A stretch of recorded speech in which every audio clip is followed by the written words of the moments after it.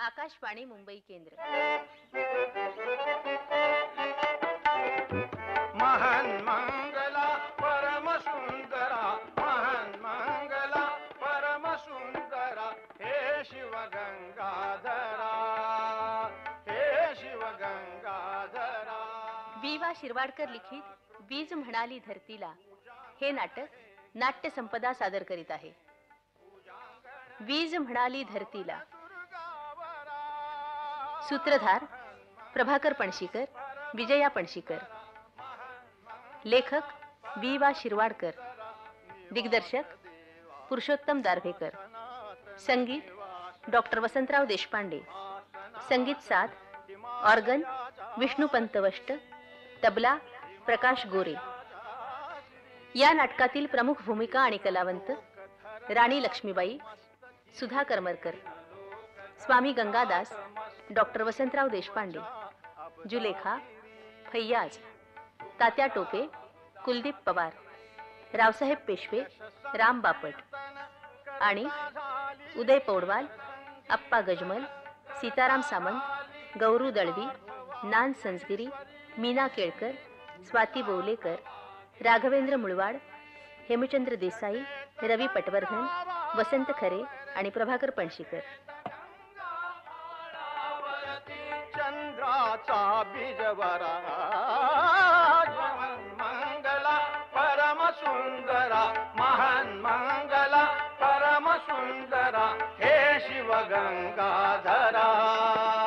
करा कृपेने उजांगण हे, करा कृपेने उजांगण हे, पावन दुर्गावरा. महान मंगला परम सुंदरा, महान मंगला परम सुंदरा, महान मंगला.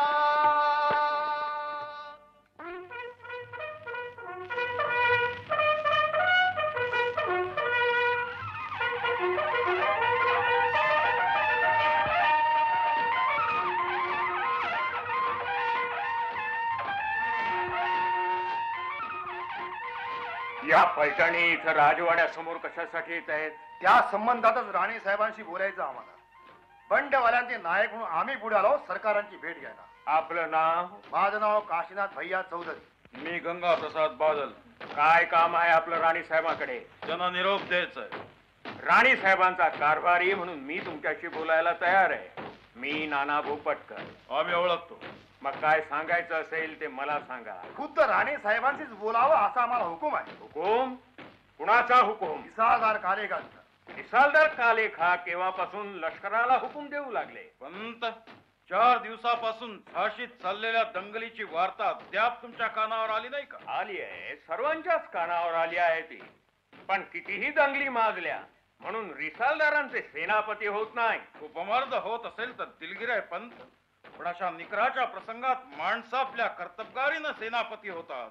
छातीवर कोणी बिल्ले लावले म्हणून नव्हे. पंत, आम्ही शिपायांनी हत्यार उचलला आहे ते इंग्रजांच्या विरुद्ध, राणी सरकारांच्या विरुद्ध नाही. आपण राणी साहेबांचे कारभारी आहात. आपण अशी तेडी भाषा का वापरावी मला कळत नाही. बंडाचं फरमान राणी साहेबांनी काढलं होतं काय? फरमान काढून कधी बंड होतात पंत? झाडावर झाडं आदळतात आणि उभ्या जंगलात वणव्याची आग भडकून उठते. ती कुणाच्या परवानगीची वाट पाहत नाही अथवा कुणाच्या आशीर्वादाची अपेक्षा बाळगत नाही. हा हा, या आगी जशा अपघातानं पेटतात तशा अपघातानं विसतातही. राणी साहेबांच्या वतीनं मी उत्तर देतो. बंडवाल्यांचा कैवार घेऊन आत्मनाशाला आमंत्रण द्यायला राणी साहेब तयार नाही. प्रसंग असा आहे पंत की ज्याची उत्तरं त्यांनीच द्यावी.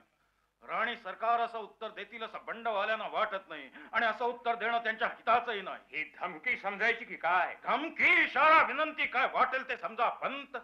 बराकपुरात फासावर जाताना मंगल पांडे नाही. राणी साहेबांची मुलाखत केव्हा आणि कुठे होईल हे मेहरबानी करून सांगा. त्यांचाही जबाब आपल्या सारखाच असेल तर काय तर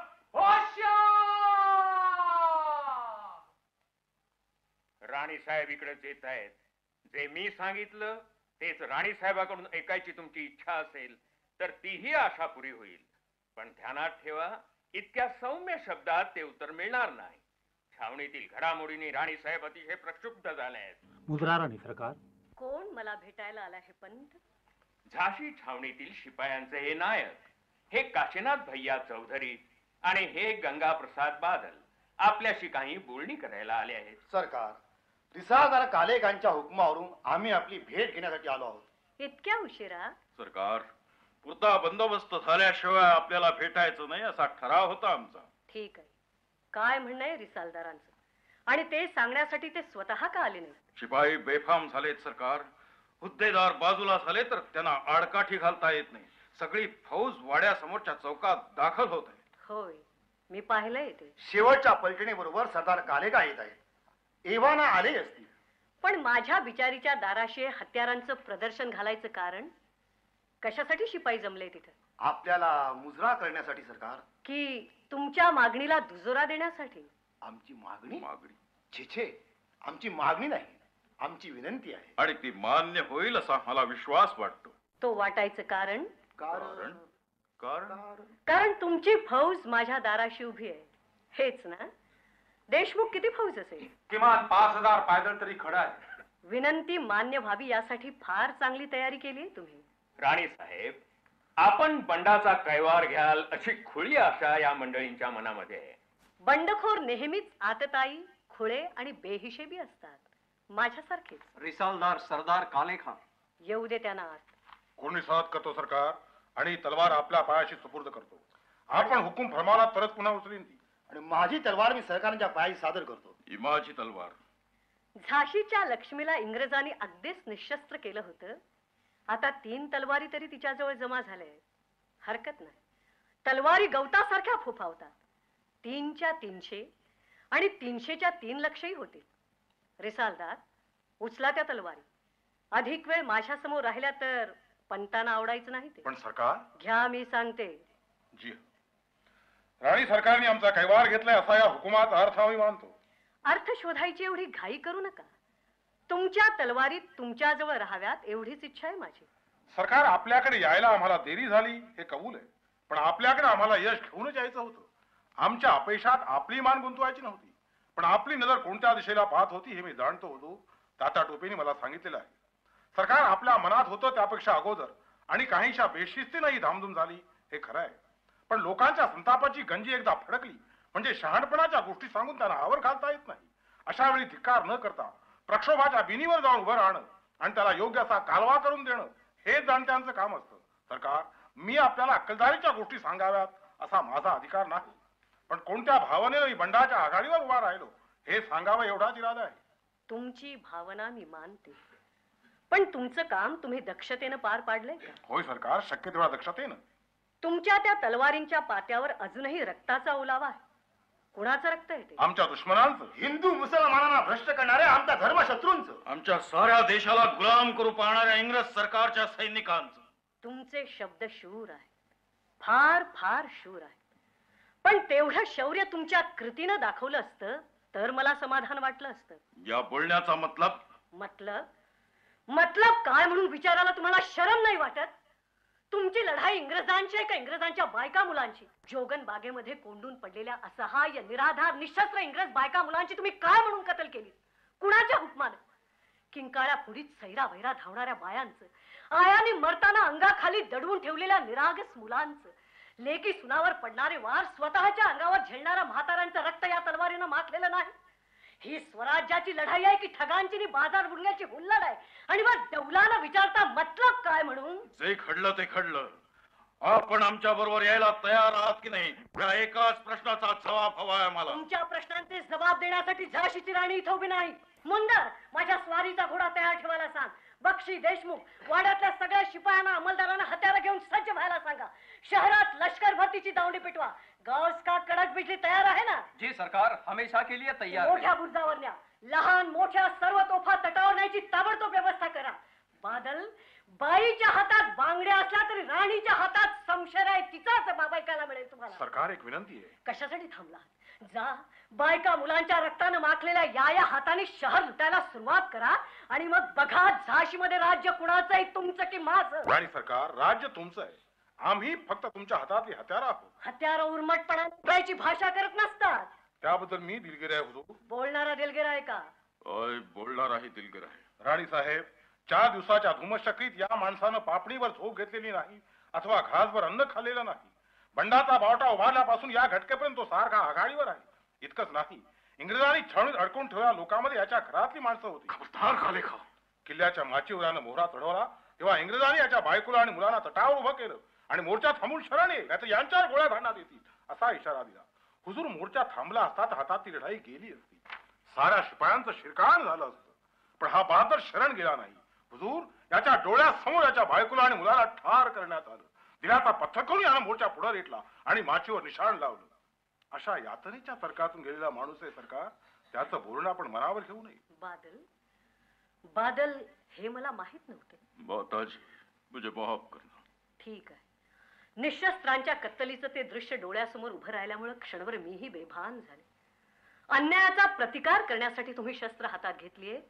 तुमच्या हातून अन्याय होऊ नये एवढीच इच्छा आहे माझी. यापुढे आम्ही दक्ष राहू सरकार. या क्षणापासून राणी साहेब आम्ही आपले ताबेदार आहोत. बाहेरच्या टोकात शिपाई आपल्या दर्शनासाठी उभे आहेत.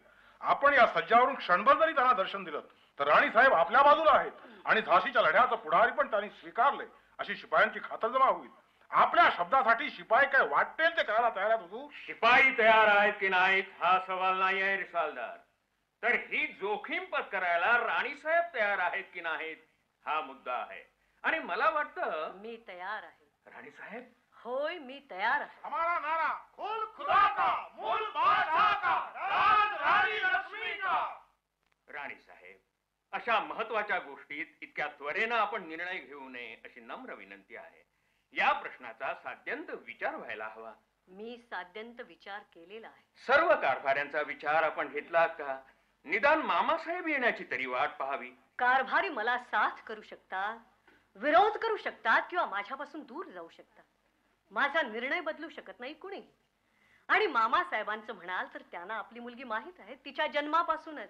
आम्ही आपल्या शेजारी उभे राहणार आहोत राणी साहेब. आणि आम्ही हम लोग भी आपके साथ चलेंगे हुजूर, और वक्त की तलब हो तो जलेंगे भी. आणि मुंदर, काशी, तुम्ही? आमच्या बाबतीत हा प्रश्नच उभा राहत नाही बाईसाहेब. 4 चौघात कशाला सांगायचं? आपण मनोमन जाणता आहात. होय, मी जाणते. मी जाणते तुम्ही सर्वांनी माझ्यावर खूप खूप माया केली, मला सांभाळून घेतले. तलावातल्या महालक्ष्मीनं माझ्या अंगाभोवती आपला पदर टाकलाय असं मला वाटतं की तुमच्या सोबत. मला माहित आहे माझं मन म्हणजे जखमी तुफानांचं एक घरट आहे. भोवतालच्या भिंतीवर पंख आदळत कितीतरी तुफानं बाहेर आली आणि परिसरातलं सारं आकाश त्यांनी कुरतडून काढलं. रात्रीच्या कितीतरी रांगा माझ्या अशांत मनातून बाहेर पडल्या आणि सभोवारच्या जगावर त्यांनी अंधाराचा अभिषेक केला. पण हे सारं तुम्ही सहन केलं. महालक्ष्मीची कृपा असेल किंवा कुंडलीतल्या एखाद्या ग्रहाची स्नेहदृष्टी असेल, पण मी कधी एकटी पडले नाही. सुखातही नाही आणि संकटातही नाही. पण आज घटका अशी आली आहे की पटत नसेल तर मायेच्या माणसानेही पाश तोडावेत आणि माझ्यापासून दूर व्हावं. मी वेगळ्या रस्त्यानं चालले आहे. या रस्त्यावर एकदा पाऊल टाकलं की माग फिरायला वाव नाही. तो जिथं संपेल तिथं कदाचित यशाचं मंदिर असेल, कदाचित कदाचित काहीही नसेल, असेल नुसतं स्मशान. शिपायांशी बोलताना मी यशाची ग्वाही देईन, पण तुमच्याशी बोलताना नाही. आणि म्हणूनच या रस्त्यावर साथ करावी असा मी कुणालाही आग्रह धरणार नाही. तुम्हा सर्वांच्या प्रेमाचं मी जन्मभर स्मरण करीन, पण ज्यांना वेगळ्या वाटेनं जायचं असेल त्यांना कुठलाही मज्जाव नाही, कुठलाही मज्जाव नाही. राणी साहेब, कुणीही तुमच्यापासून दूर होणार नाही, मी सुद्धा. आणि तरी देखील केवळ तुमच्या हिताच्या दृष्टीनं मला वाटतं की हा निर्णय आपण घाईघाईनं घेऊ नये. इंग्रजांचं राज्य संकटात आलं असलं तरी संपायला आलेलं नाही. आपण स्वस्थ राहिलो तर ते कधीच संपायचं नाही. पण ही जबाबदारी, इंग्रजांचं राज्य संपवण्याची जबाबदारी आपल्यावरच आहे का? होय, ज्याला ज्याला ते संपावं असं वाटत असेल त्या प्रत्येकावर आहे. पंत हा निर्णय कालेखा समोर आले किंवा शिपायांची फौज माझ्या वाड्यासमोर जमा झाली म्हणून मी घेतलेला नाही. तो मी यापूर्वी फार अगोदर घेतला. जेव्हा झाशी झोपत होती तेव्हा मी जागी राहत असे पंत, पहाऱ्यावर जळणाऱ्या मशालीसारखी. मला सारं काही कळते असा माझा बहाणा नाही, पण एवढं नक्कीच कळते की इंग्रजांची गुलामी एखाद्या विषारी महानदीच्या प्रचंड पाणलोटासारखी माझ्या माय देशावर चहूकडे पसरते. खैबर खिंडी पासून तर रामेश्वरापर्यंत. आज सारं बळ एकवटून आम्ही जर या घडीला प्रतिकार केला नाही तर ज्या जमिनीच्या कुशीत आम्ही जन्माला आलो तिच्याशी कायमचा द्रोह केल्यासारखं होणार आहे. पंत, माझ्या त्या मोठ्या महालक्ष्मीचं तोंड काळवंडून गेलंय. तिच्या हाका अहोरात्र माझ्या कानावर येत आहे. कारभारानं न कळवता हा निर्णय मी पूर्वीच घेतला आणि तात्या टोपे आणि नानासाहेब पेशवे यांच्याशी मी वचनबद्धही झाले. मी शिपायांवर रागावले ते त्यांनी बंड केलं म्हणून नव्हे, तर या संग्रामाचं उद्दिष्ट आणि शिपायांची शिस्त ते विसरले म्हणून बंडाचं निशाण मी मनानं पूर्वीच उभारलाय. या घटकेला ते जाहीर रीतीने उभारित आहे. बालागुरूच्या आखाड्यात लहान असतानाच मी शस्त्राचा स्वीकार केला. आता त्या शस्त्रांना कार्य गवसलं इंग्रजांचं राज्य नष्ट करण्याचं.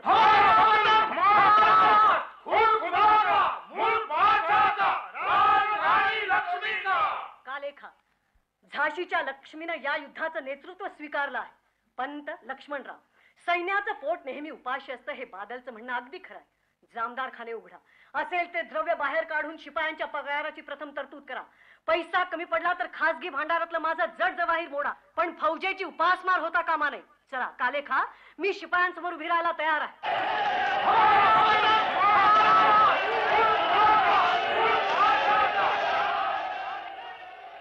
मैं कहती हूँ मुझे छोड़ दो. मैं कहती हूँ मुझे छोड़ दो मेरा हात. मैं कहती हूँ मुझे छोड़ दो. आगे चल. मैं कहती कसली दंगल आहे हवालदार? काय केलं या पोरीनं? देशमुख साहेब, फार बिलंदर आहे पोरगी. या बदमाश कार्टीनं सीधी जबान हवालदार, सीधी जबान. काय केलं? आम्ही पारार होतो साहेब, तेवढा ती बेवकूफ पुन्हा सांगते सीधी जबान. अशी वेडी वाकडी बोलणी मी नाही ऐकून घ्यायची. हवालदार, तिचं वर्णन न करता काय घडलं ते सांगा. साहेब, आम्ही दोघे जण मोठ्या दरवाजावर पारा घेत होतो, तेवढा ती चिचुंद्री. पुन्हा अबे मालूम आहे बे, चोप चोप. तेवढ्या ती पोरगी, ही पोरगी बाहेरच्या निंबाजवळ आली आणि सावलीत बसून फांद्यांची खेळत गझल गावायला गायला लागली. आणि त्या गाण्याच्या रंगात तुम्ही बुडून गेल्यावर तुमची नजर चुकून ही वाड्यात शिरली, असंच ना? होय साहेब. नाही साहेब, नाही साहेब, शिरली खरं नाही, शिरली खरं नाही. मग? अरबी सिंगरासारखी आत पळाली, टपक टपक टपक टपक, थेट राणी सरकारांच्या महालाकडे. आम्ही मागोमाग धावलो. गोळी झाडाचा विचार आला होता मनात, पण म्हटलं नेम लागायचा नाही. गोळी महालाच्या तावदानावरच बसायची आणि सरकार स्वाऱ्या बाहेर यायच्या. शेवटी शिकस्तीनं पकडला गेला. अरे पण इथं आणीपर्यंत चारला निसटली आणि सैरा वायरा पळत रुटली. बाई माणूस साहेब, बाई माणूस इतक्या जोरानं धावताना मी कधी पाहिलं नव्हतं साहेब. मी खात्रीनं सांगतो, हे इंग्रजांच्या किंवा ओरछाच्या गोटातून आलेली. काय ग, हे रायस का तू? नाही, मग अशी बेपरवाना आत का घुसली? दुसरा मार्ग नव्हता म्हणून. पण वाळात यायचं कारण? मला राणी साहेबांना भेटायचंय. कशा करता? एक महत्वाची बातमी सांगायची त्यांना. मी त्यांच्या विश्वासातला कारभारी आहे. मला सांगितलंस तर मी त्यांच्याकडे पोचती करी. माफ करा, पण आणखी काम आहे माझं त्यांच्याकडे. तेही मला सांगायला हरकत नाही. मला राणी साहेबांनाच भेटायचंय. तुम्हाला नाही नाही नाही. चोप ब्यो, क्यों चिल्लाती है साहेब? मला वाटतं हिला फौजाकडे पाठवून द्या. चापकाचे 4 फटक्या अंगावर पडल्याशिवाय. माफ करा, मला ओरडायचं नव्हतं, पण ओरडून गेले मी. नाव काय तुझं? जुलेखा. जुलेखा म्हणजे मुसलमान? हा जी, मुसलमान. तुझ्या घरधण्याचं नाव? रसुलनबाई. मी तुझ्या नवऱ्याचं नाव विचारलंय. अजून सापडायचा आहे तो. असं? तुझा व्यवसाय? मी नाही की नाही नाच गाणं करणारी. या बैलाने इतका वेळ सांगितलं त्यावरून लक्षात नाही आलं का तुमच्या? मी तरीच म्हटलं, गर्ती घरंदाज बाई इतक्या जोरानं धावते कशी? दिलगीर आहे साहेब. मनात नसलं तरी अशी ओरडून जाते मी. रसुलनबाई नेहमी रागवते मला. रसुलनबाई महाराजांच्या वेळी नाटकात काम करणारी? हा जी. मग तिला तर राजवाड्यात मज्जाव नाही? तिला मज्जाव नाही, पण तिनं मला मज्जाव केला. का? तिला वाटतं मी आरडाओरडा करून किंवा वेडवाकडं बोलून राणी साहेबांची बेअदबी करीन. आपण असं करणार नाही याची तुला खात्री वाटते? हो वाटते. नक्की ओरडणार नाही? नाही नाही नाही. मानेवर त्यांनी तलवार ठेवली तरी ओरडणार नाही मी. काय धामधूम आहे देशमुख? काही नाही, या बिलंदर भामटीनं. साहेब, मी न ओरडता पण बजावून सांगते, असे तिरपे शब्द मी ऐकून घेणार नाही. मुलगी तेज आहे देशमुख.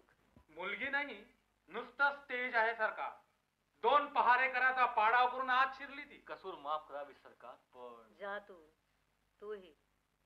बेटा सांग पाहू मला सारं. कोण आहेस तू? कशासाठी आलीस माझ्याकडे? सरकार मला शब्द दिल्याशिवाय मी हे पाय सोडायची नाही. कसला शब्द? मला आपल्या चाकरीत घ्यावं सरकार. आपण बायकांचं लष्कर तयार करत आहात असं ऐकिवत आहे. माणसाच्या जन्माला आले आहे तर त्यात खिदमत करावी आणि जगून किंवा मरून जिंदगीचं सार्थक करावं असा निर्धार आहे माझा सरकार. मी आश्वासन देते तुला. उठ वेडी. अगं रडतेस कशाला अशी? खरं म्हणजे मला आनंदाने खूप ओरडावंसं वाटते सरकार. पण पण मी आपल्या समोर कधी ओरडायची नाही. कुठली नोकरी करशील? राणी साहेब ही एक मी एक नायकीण आहे सरकार. नायकीण? हो, नाचगाणं करणारी, शरीर विकणारी नव्हे. तरी पण आपली इच्छा असल्यास आपण आपला शब्द बिनदिकत मागे घ्यायला हरकत नाही. खरं म्हणजे मी अगोदर सांगायला नाव हवं काय होतं. तुझं? जुलेखा. माझं आश्वासन कायम आहे जुलेखा. तुला हत्यारांची माहिती आहे? आहे सरकार. थोरल्या महाराजांच्या आमदानीत माझे वडील सरकारी तोफखान्यात हुद्देदार होते. अजमल खान. अजमल खान? नाव ऐकलंय मी त्यांचं. त्यांची मुलगी नायकीण कशी झाली? नशिबानं सरकार. ठीक आहे, मला आठवलं. रसलूनबाई तुझ्या संबंधी बोलल्या होत्या एकदा. अगं तू सरळ कचेरीत आली असतीस किंवा महालक्ष्मीच्या ओरीवर मला भेटली असतीस तरी चाललं असतं. कोशिश केली सरकार, मग पण सरळ गोष्टी लवकर होत नाहीत असा अनुभव आला मला. असं कोणत्या खात्यात तुला काम करायला आवडेल? तोफखान्यात. पण आमच्या नोकरीत द्रव्य फारसं मिळत नाही हे माहित आहे तुला? जी हा, माहित आहे. पैशाचीच बाब असेल तर तो आजही मला भरपूर मिळतोय. पायात चाळ बांधले की रुपयांच्या राशी समोर पडतात. पण आपल्या उदाहरणानं हजारो बाया जाग्या होऊन उठून बसल्या सरकार. त्यातलीच मी एक आहे. बरवा सागरच्या जंगलात जातीने जाऊन आपण दरोडेखोरांचा निप्पात केला आणि सिकंदरासारख्या दिमाखानं शहरात परतला. त्या प्रसंगी सज्जातून आपल्या अंगावर उधळलेल्या लाख फुलांमध्ये माझंही एक फूल होतं सरकार. त्याच वेळी मी संकल्प केला, भोवतालचे सारे तट तोडायचे आणि आपल्या पायाजवळ धाव घ्यायची. माझ्या पायाजवळ? माझे पाय मृत्यूच्या इलाख्यात रोवले आहे. मरायला तयार आहेस तू? आपण म्हणाल तर या क्षणालाही हुजूर. ठीक आहे. मुंदर, बाईसे, हिला बक्षींकडे घेऊन जा. त्यांना म्हणावं हिला सरकारी नोकरीत रुजू करून घ्या. सखी सेनेच्या काही बायका तोफखान्यात शिक्षण घेत आहेत, तिकडे हिला पाठवून द्यायला सांग. जी राणीसाहेब. राणी साहेब हिला कसली तरी बातमी सांगायची आपल्याला. कसली बातमी जुलेखा?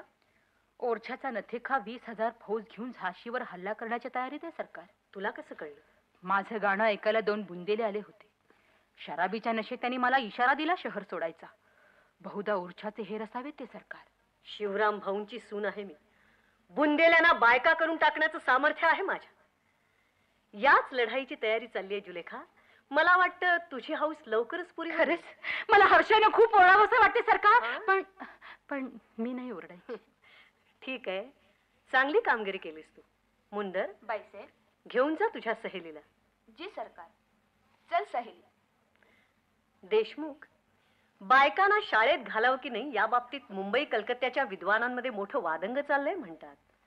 मला वाटतं जुलेखा सारख्या मुलींना त्यांच्या सभेत एकदा पाठवून द्यावं. पण सरकार, ही जुलेखा म्हणजे रसुलांबाईच्या कोठीवरची एक सामान्य नाचणारी नायकीण आहे.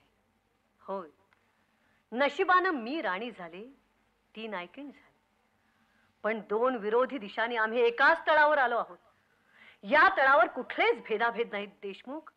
भेद एकच आहे आणि तो म्हणजे लढणारे आणि न लढणारे, स्वराज्याची हाक ऐकणारे आणि न ऐकणारे. चला, सदरेवर सगळ्या कारभाऱ्यांना बोलावलं आहे मी. 4 महिन्यांच्या अवधीत ही परीक्षेची 3री वेळ.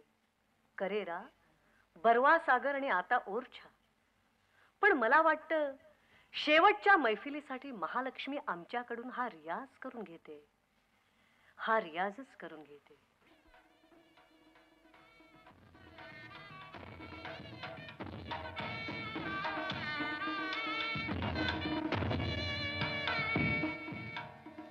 चल हट, मैं तुमसे कभी बात नहीं करूंगी.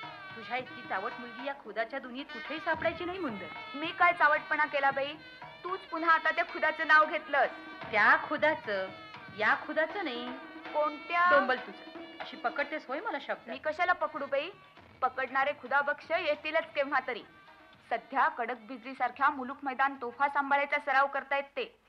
त्यात एकदा पारंगत झाले म्हणजे मग वळतील आमच्या या. आता गप्प राहणारच की नाही? नाहीतर राणीसाहेबांच्या नावाने इथून मोठ्यानं हाका मारी ना मी. पुये मुंदर, जुलेखा खरंच ओरडायला लागायची. तिला निमित्तच हवं असतं गळा मोकळा करायला.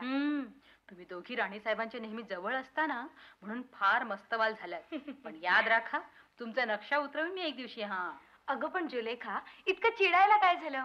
काय म्हणत होती ही मुंदर? मी बोलतच नाही जा. रुसूबाई रुसू, कोपऱ्यात बसू, तिकडून आले खुदा बक्ष खुदकन हसू. अगं बाई, सरदार खुदा बक्ष होय. आता तू देखील हात मिळव तिच्याशी. मी आपली निघूनच जाते कशी. ए वेडाबाई, चाललीस कुठे? राणी साहेबांनी थांबायला सांगितलंय.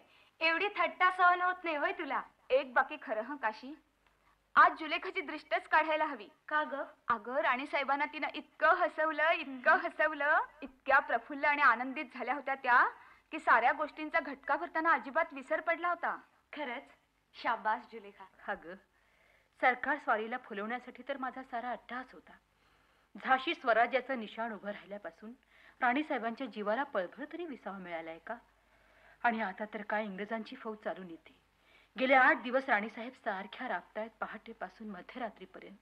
अगं एवढ्यासाठीच तर मी परवा बाईसाहेबांच्या पुढे धरणं धरलं की चैत्र गौरीचा समारंभ नेहमीसारखा व्हायलाच हवा म्हणून. म्हटले इंग्रज येत असला तर येऊ दे खुशाल. एक दिवस शालू शेल्याचा, दागदागिन्यांचा, अत्तर गुलाबाचा. नाही म्हणत होत्या पण शेवटी कबूल झाल्यात. हे बघा बायानो, आज चैत्र गौरीचा दिवस आहे. कालचा दिवस युद्धाच्या तयारीचा होता. उद्या कदाचित युद्धाचाही असेल, पण आजचा मात्र चैत्र गौरीचाच आहे. आज सकाळपासून बाळराजाने काही त्यांनी दूर केलं नाही. आणि रसोईत जाऊन आपल्या हातानं काम करायला लागल्या. पांढरा शुभ्र शालू नेसून गणपतीच्या मूर्तीपुढे पूजेसाठी बसल्या, तेव्हा मनाला खरं देखील वाटेना की हीच मूर्ती तुफान उधळीत लढाईच्या गर्दीत प्रवेश करते. अगं, आई भवानीच्या एका हातामध्ये अमृताचा कलश असतो आणि बाकीच्या 17 हातांमध्ये दैत्यांचा संहार करणारी शस्त्र असतात. अमृतही खरं आणि शस्त्रही खरी. पण खरंच काशी, एखाद्या दिवशी अंगावरची चिलखत आणि हत्यारं आपल्या औरतपणाला कशी सलायला लागतात नाही? हो ना, त्यातही एखादा खुदाबक्ष जवळपास आला म्हणजे फारच त्रास होत असेल तुला नाही? आलीस का पुन्हा मूळ पदावर? बरंय, आता राणीसाहेब येऊ दे, म्हणजे त्यांनाच सांगते. सांग, मी सुद्धा तुला मदत करीन. आपल्या गोलंदाजींबाई कोणावर गोलंदाजी करतायत हे त्यांनाही समजायला हवं. काशी, बाळराजे शेवटी बाहेरच्या दिवाणखान्यातच झोपी गेले. हो, इतका वेळ मी प्रयत्न केला, पण तुझ्या गोष्टींपेक्षा माझ्या अंगाई गीतांचाच अधिक प्रभाव पडला. अशी अंगाई गीतं ऐकण्यापेक्षा झोपी गेलेलं बरं असं वाटलं असेल त्यांना. जुलेखा, मुंदरशी भांडलीच वाटतं. चेहराच सांगतोय. बाईसे, तुम्हाला काहीतरी सांगायचंय तिला. वाट पाहते ती. काय सांगणार आहेस ग? काही नाही राणीसाहेब. मी म्हणत होते की काही म्हणू नकोस. फक्त एक गाणं म्हण छानसं. गाणं? लढाईचा मला कधी क्षीण वाटत नाही जुलेखा, पण या अशा समारंभांचा मात्र फार वाटतो. कसलं गाणं म्हणू सरकार? कसलंही म्हण. खुदाचं म्हटलं तरी चालेल. चांडाळली? काय ग हे? ही मुंदर माझी उगाच चेष्टा करते राणीसाहेब बघापासून. काय म्हणते ती? सांग की आता. कोणतं गाणं म्हणू सरकार? सांगा ना. मुंदर काय म्हणते मघापासून? बाईसाहेब, आज सगळीकडे आपल्या छावणीतून कोणते 2 गझल म्हटले जातात माहितीये तुम्हाला? तू विषय बदलतेस हे माहितीये मला. बरं, जाऊ देते. कोणते गझल? कुणाचे? दिल्लीच्या बादशहानं रचलेले आहेत ते. शहनशाह बहादूर शहाने. असं? ही लढाईची धामधूम सुरू झाली. जय पराजयाचं पारडं दिल्लीत हेलकावत होतं, तेव्हा एकानं म्हाताऱ्या बादशहाला मसलत दिली. दमदमा में दम नहीं अब खैर मांगो जान की, ऐ जफर ठंडी हुई शमशेर हिंदुस्तान की. अफसोस. तेव्हा बादशहानं काय उत्तर दिलं ठाऊक आहे? काय? तो म्हणाला, गाजियों में बू रहेगी जब तलक ईमान की, गाजियों में बू रहेगी जब तलक ईमान की, तब तो लंदन तक चलेगी तेग हिंदुस्तान. वाह वाह जुलेखा, वाह. गाजियों में बू रहेगी जब तलक ईमान की. राणीसाहेब, ओरछाच्या लढाईवर आपल्या शहरातल्या एका शायरानं छान काव्य रचलंय. ते ऐकेन पुन्हा केव्हा तरी. आज नको. तुला एखादं बायकांचं गाणं येत असेल तर म्हण.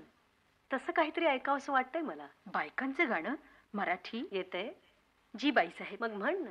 गेल्या श्रावणात बक्षीणबाईंनी मला एक गाणं शिकवलं होतं. एक गोकुळची गवळण आहे, वेडी आणि कुरूप, पण कृष्णावर तिनं अपार भक्ती केली आणि कृष्ण मात्र तिला साफ विसरून गेलाय. मग तेच म्हण. आपण साऱ्या जणी तिच्याच बहिणी आहोत. कर सुरुवात. जी सरकार. स्मरशील यमुना, स्मरशील राधा, स्मरशील गोकुळ सारे, स्मरशील यमुना, स्मरशील राधा, स्मरशील गोकुळ सरकार सारे. सरकार, बक्षी आणि देशमुख आले आहेत. निकडीचं काम आहे म्हणतायत. पाठवून दे त्यांना. राणेसाहेब वार्ता तितकीच निकडीची आहे म्हणून या आवेळी आपल्याला तकलीफ द्यायला आलो. इंग्रजांची फौज झाशीकडे वळली. हो, कुठपर्यंत आली? मानपुरापर्यंत. सागरच्या पलटणीबाबत आमचा अंदाज चुकीचा ठरला राणीसाहेब. कालेखाची फौज सागरच्या लष्करात जाऊन दाखल झाली होती, पण इंग्रजांनी सर्वांचाच बिमोड केला. कालेखा, बादल, चौधरी सारेच मारले गेले. सागर सर करून इंग्रजांनी अकस्मात झाशीकडे मोर्चा वळविला आहे. तो येणार हे आम्ही गृहीतच धरलेला आहे. कालपीहून कुमक आली असती तर आम्हीच त्यांची मुलाखत घेतली असती. या अगोदर किती फौज आहे? 30,000 तरी असावी. रोज नावाचा सेनापती नुकताच विलायतीहून आला आहे. त्याच्याकडे सैन्याची मुक्त्यादी आहे. रिसाल्यांची जादा भरती असून तोफखानाही जबरदस्त आहे. ठीक आहे देशमुख, तुम्ही ताबडतोब छावणीत जा आणि हुद्देदारांना सर्व फौज सज्ज ठेवायला सांगा. हुकूम होताच ती पाव घटकेच्या आत खडी व्हायला हवी. दारुगोळ्याचा कारखाना 24 तास चालू ठेवायला सांगा, आज रात्रीपासूनच.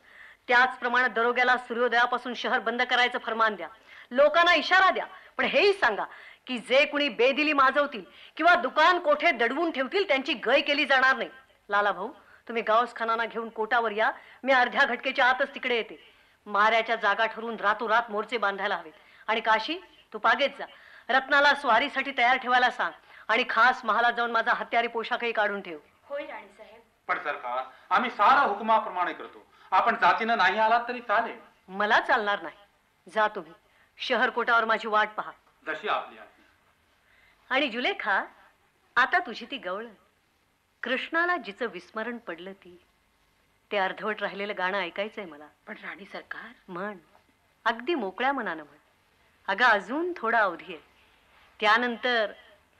त्यानंतर गोलंदाजीणबाई तुमचा गायिकेचा अवतार संपणार आहे. आणि तो दुसराही कसला तरी. मुंदर म्हणत होती तो बाईसाहेब. अर्थात हे सारं काही दिवसापुरतच. अगं एकदा स्वराज्य स्थापन झालं की तू आहेस आणि तुझा खुदाई आहे. सरकार तुम्ही सुद्धा. हो, मी सुद्धा. अजून अर्धी घटका आहे, तोपर्यंत मी सुद्धा. काळाच्या साखळीतून आजचा दिवस मी तोडून काढलाय माझ्या स्त्रीत्वासाठी. मध्यरात्रीच्या घंटेनं नाही तर तुझ्या गाण्यानं मला समारोप करायचा आहे त्याचा. कर सुरुवात गायला. जी राणी साहेब.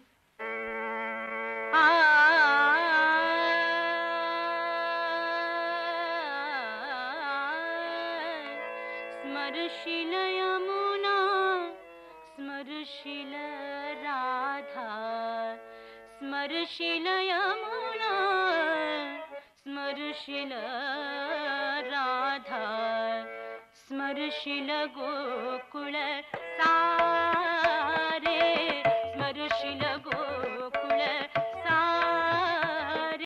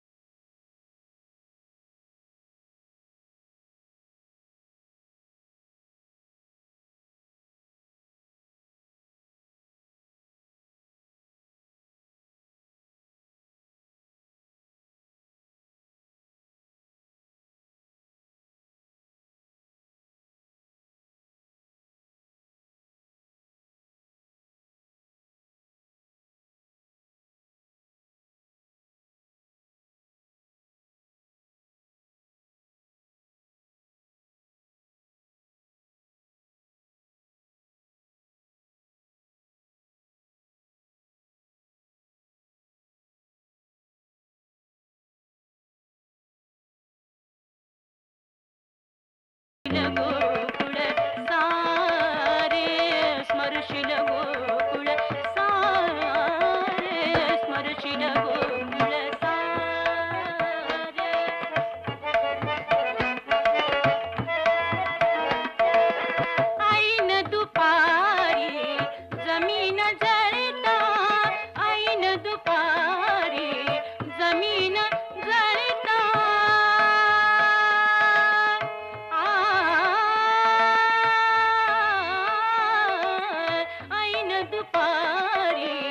जमीन जळता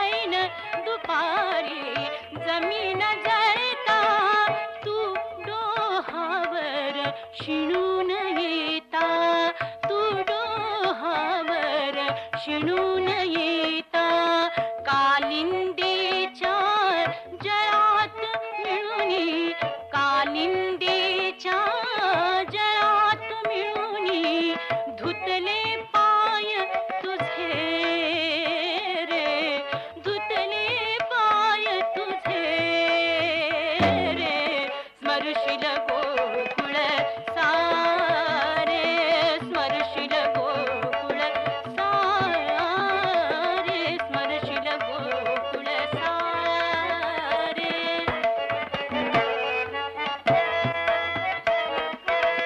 मथुरेच्या त्या राजघरातून मथुरेच्या त्या राजघरातून कुंजमनी परतता तुझे मन कुंजमनी परतता तुझे मन उपहासास्तव तरी कधी तू उपहासास्तव तरी कधी तू आठव करशील का रे आठव करशील का रे स्मरशील गोकुळ सारे स्मरशील गोकुळ सारे स्मरशील गोकुळ सारे स्मरशील गोकुळ सारे स्मरशील गोकुळ सारे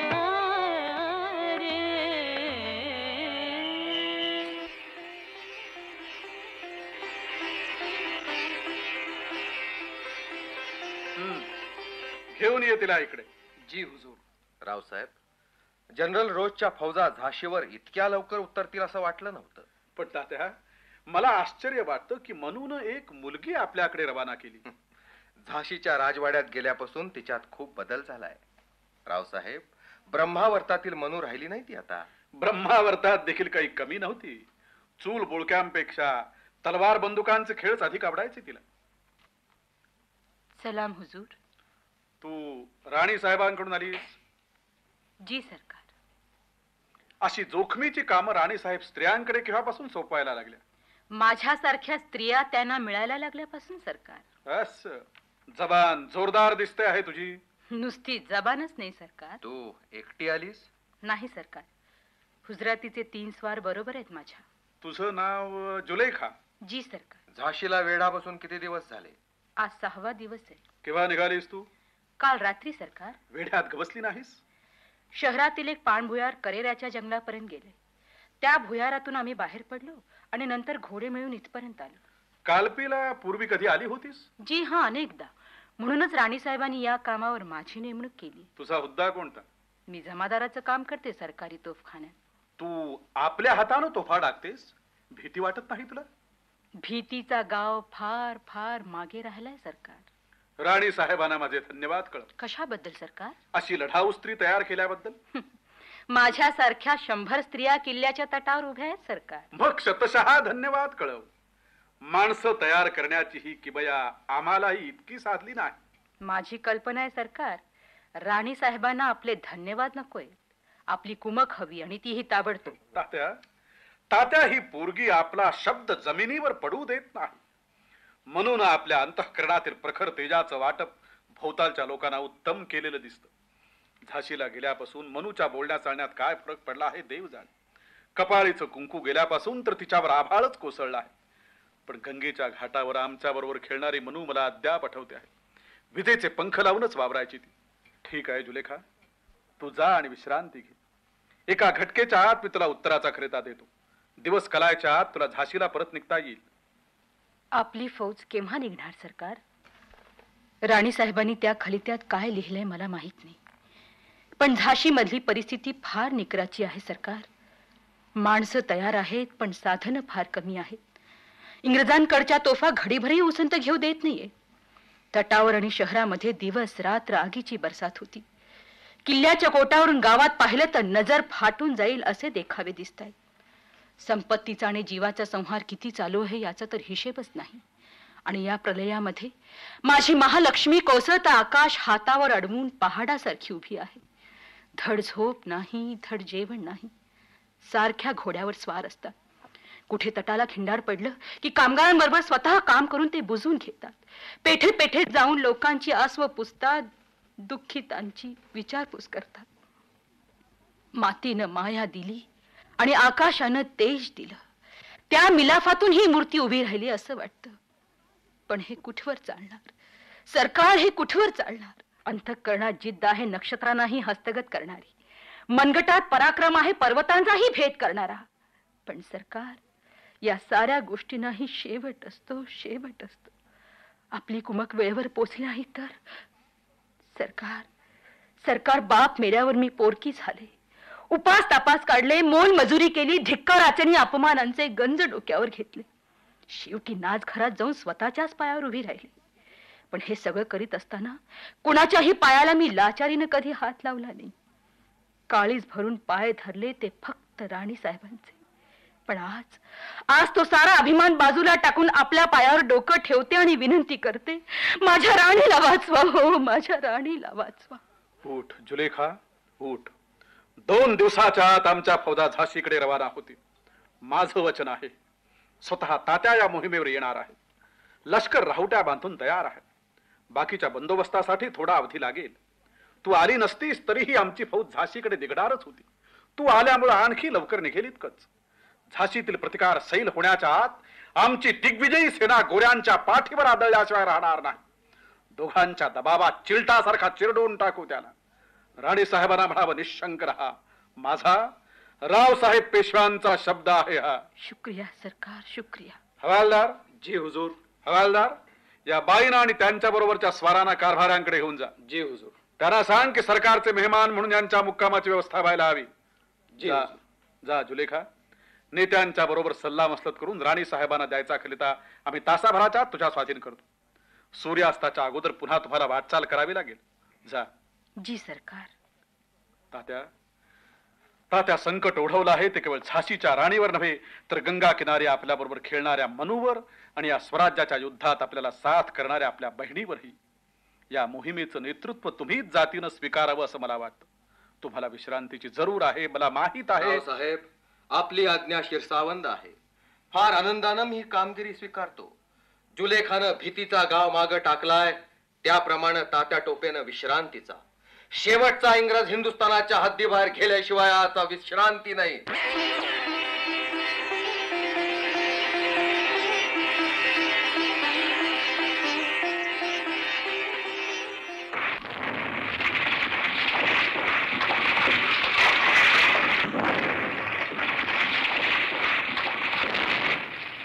माझी झाशी, माझी झाशी.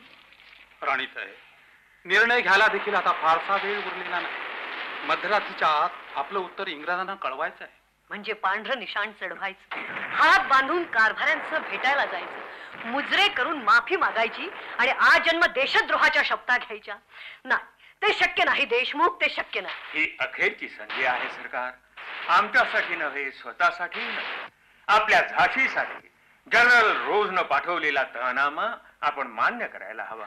पण आताच आपण पाहिलं, इंग्रजांनी शहराची राखांगोळी करायला सुरुवात केली. सारा हलवाई पुरा तेलाच्या कोठारासारखा पेटलाय. होय, संगिनीने तोडलेली माणसं रस्त्यानं किंकाळ्या मारीत पळतायत. बायका स्वतःला जाळून घेत आहेत, विहिरीत उड्या घेत आहेत. लूटमारीला तर मापच नाहीये. जोगन बागेतील हत्येचा बदला घेण्याचा, शहरात कत्तल आणि जाळपोळ करण्याचा हुकूम जनरल रोजनं दिला आहे. माझ्या महालक्ष्मीला ठाऊक आहे की झाशीत होणाऱ्या या प्रत्येक अत्याचाराची जखम माझ्या काळजावर होते, पण तरी सुद्धा नाही. राणी साहेब, इंग्रजाच्या बलाढ्य लष्कराचा प्रतिकार करण्याची शक्यताही आता सुतराम उरलेली नाही. पेशव्याची फौज कालपिहून आली तेव्हा आम्हाला वाटलं कात्रीच्या 2 पात्यात आम्ही इंग्रजाचं निर्दालन करू.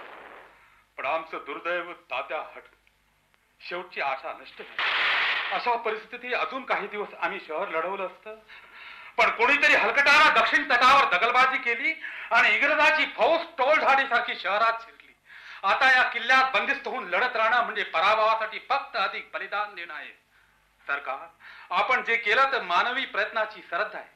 आता हे पत्करायला हवं की आपण पराभूत आणि एकाकी झालो आहोत. होय, ही गोष्ट पत्करायलाच हवी की आपण एकाकी झालो आहोत आणि पराभूत आहे. कुणास ठाऊक, मला वाटतं पराभव बाहेरून येत नाही, आतून येतो. हे काय, हे कोण पडलं इथं? काशी, पहा बरं. बाईसाहेब, जुलेखा आहे. जुलेखा? तीच. बंद पडलेल्या तोफेला मिठी मारून झोपण्याचा वेडगळपणा दुसरं कुणीही करणार नाही. जुलेखा, जुलेखा. माफ करा सरकार, केव्हा डोळा लागून गेला कळलं नाही. अगं, वाड्यात जाऊन झोपली असतीस तर कुणी फासावर दिलं असतं का तुला? केव्हापासून या तोफेवर आहेस? केव्हापासून या तोफेवर आहेस? दुपारी खुदाबख्श या कडक बिजलीवर मरून पडले तेव्हापासून मी तिचा कब्जा घेतलाय सरकार. जुलेखा, काशी, आता मुंडरला चाहटळपणा करायला माझ्या सरदारांनी वावच ठेवलं नाही ग. पहिल्या स्वरातच सारी रागदारी संपून गेली. जुलेखा. नाही जुलेखा, राणी साहेब, तुम्ही मुळीच बेचैन होऊ नका. मला काही वाटत नाही, खरंच काहीही वाटत नाही. तेव्हापासून तूच तोफेवर होतीस? होय राणी साहेब. 4 तास ही कडक बिजली ध्रुपद धमार आळवीत होती न थांबता. गुलशन टेकडीवरच्या 6 तोफा तिनं निकालात काढल्या. अर्ध्या तासानं गौसखानांचा हुकूम आला की इकडच्या तोफा बंद ठेवा. मी माणसं विसाव्याला पाठवली आणि हुकमाची वाट पाहत बसले. तेवढ्याच केव्हा डोळा लागला कळलं नाही सरकार. जुलेखा, शहर शत्रूनं काबीज केलंय. काय? कोणत्या हरामजाद्याने फितुरी केली? जुलेखा, माफ करा सरकार, पण फितुरी शिवाय हे होणं शक्य नाही. फितुरी झाली हे खरं, पण त्यामुळे मरण 4 दिवस अगोदर आलं इतकंच. त्याचा लेख लिहून तयार झालाच होता. तात्या कालपीला माघारी गेले त्याच वेळी. मग कडक बिजलीचा जलसा पुन्हा सुरू करायलाच हवा. मी कोठाराला आणि शिपायांना बोलावून घेते सरकार. काही उपयोग नाही जुलेखा. शहरातल्या इंग्रजांवर तोफा डागणं म्हणजे आपल्याच लोकांना मारण्यासारखं आहे. आधीच रक्तबंबाळ झालेल्या माझ्या झाशीवर आणखी वार करण्यासारखं आहे. रात्री गरज पडल्यास इकडच्या तोफा सुरू करू, पण तू जा आता, जेवण करून झोप जरा. माणसं इतकी दगलबाज होऊ शकतात? माझं डोकं बेभान व्हायला लागले. म्हणूनच म्हणते, वाड्यात जा, 2 घास पोटात घाल आणि जरा विसावा घे. अगं, वज्रदेही पुरुषाला देखील झेपणार नाही इतका शीण घेतलायस तू. किल्ल्याच्या बाहेर जायचं झालं तर तुला माझ्या बरोबर यावं लागेल कदाचित. कदाचित? मला दूर केलं तर अगोदर छाती फोडून प्राण देईन तुमच्या समोर. अजून कुठलाच निर्णय घेतला नाही मी, म्हणून म्हटलं कदाचित. कसली गडबड आहे ही? या बदमाशानं फितुरी केली राणी साहेब. यानं घुसवलं शहरात इंग्रजानं. कोण? रायसिंग ठाकूर? याच्या रखेलनं माझ्यासमोर पोटात खंजीर खुपसून घेतला आणि याच्या फितुरीचा सारा इतिहास मला सांगितला. यानं इंग्रजाची संगनमत करून दक्षिणेच्या तटावर खोटे हुकूम पाठवले आणि तेथे पांढरा पटका लावून शत्रूला शिडी लावायला मोकळी दिली. 4 गावाच्या जहागिरीचा तुकडा सगळ्याला मिळावा म्हणून पळून चालला होता किल्ल्यातून. माझ्या शिपायांनी धरला त्याला. किती विश्वास होता माझा या माणसावर. रायसिंग, गुन्हा मान्य आहे तुम्हाला? होय, मान्य. पण का केलं हे? मला मारत नाही तुमच्या बरोबर. एक बेवकूफ औरत आपला धर्म सोडून लाखो लोकांच्या प्राणांचा जुवा खेळत बसली आहे. मला सामील व्हायचं नाही त्यात. मला जगायचंय. जगायचंय तुझ्यासारख्या बेवकूफ रणकीला. देशमुख, त्याला घेऊन जा आणि कैदखान्यात ठेवा. या गोष्टींचा शीण माझ्या मनाला आता नको आहे. पण राणी साहेब, घेऊन जा त्याला, कैदखान्यात पहारा बसवा आणि मग या. आज्ञा राणी साहेब. जुलेखा, जुलेखा, का ठार मारलं तू त्याला?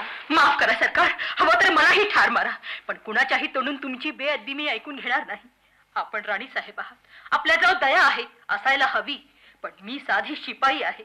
माझ्याजवळ फक्त हत्यार आहे. काशी, तू देशमुखांबरोबर जा आणि रायसिंगांची माणसं असतील त्यांना वर्दी देण्याची व्यवस्था कर.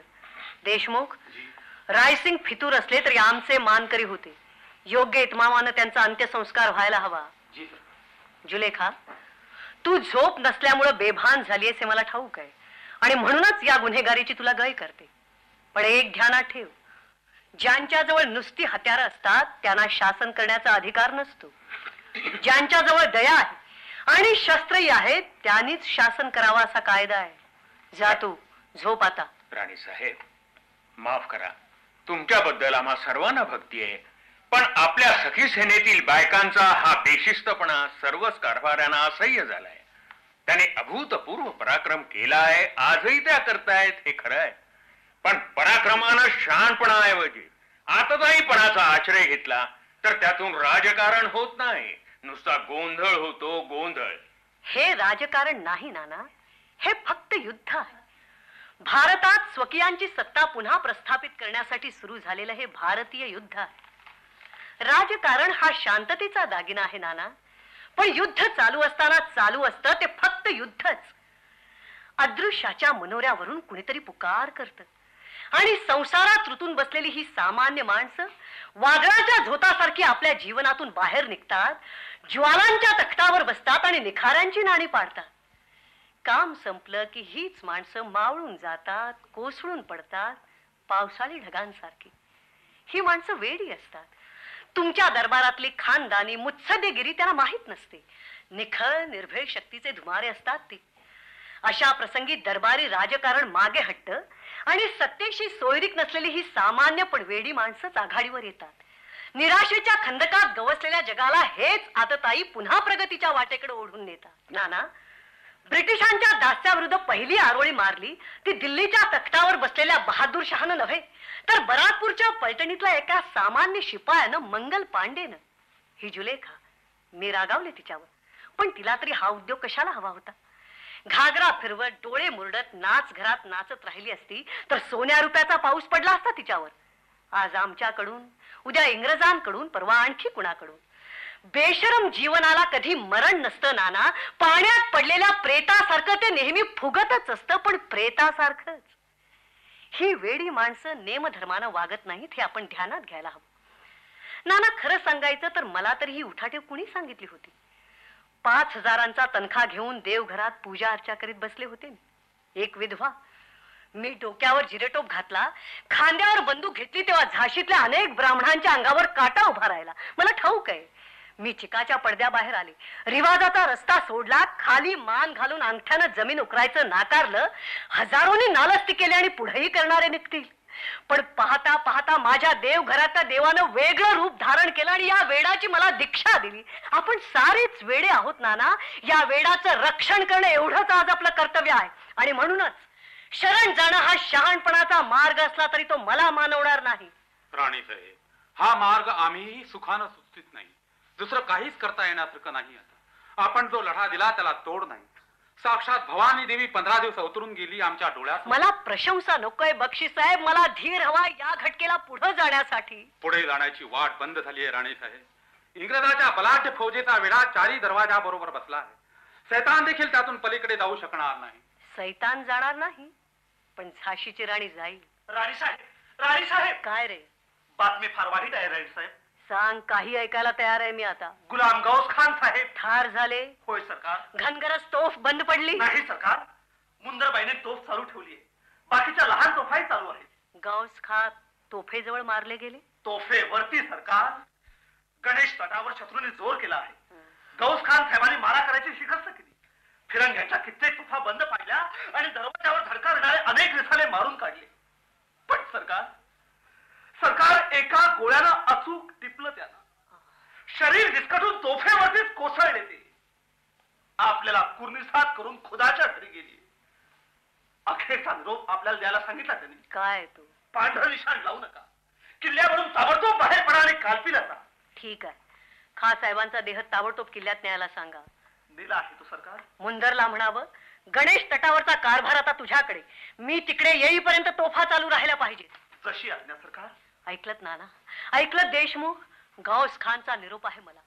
तोफेच्या गोळ्यानं शरीराच्या चिंधड्या झाल्यावरही हा निरोप पाठवला त्याने. एकट्या गौस खानचा नाही तर बराकपूरच्या बंडापासून या घटकेपर्यंत कामाला आलेल्या हजारो हुतात्म्यांच्या रक्ताचा निरोप आहे हा. या लक्ष्मीला, झाशीच्या राणीला. पांढरं निशाण लावू नकोस. नाही लावणार.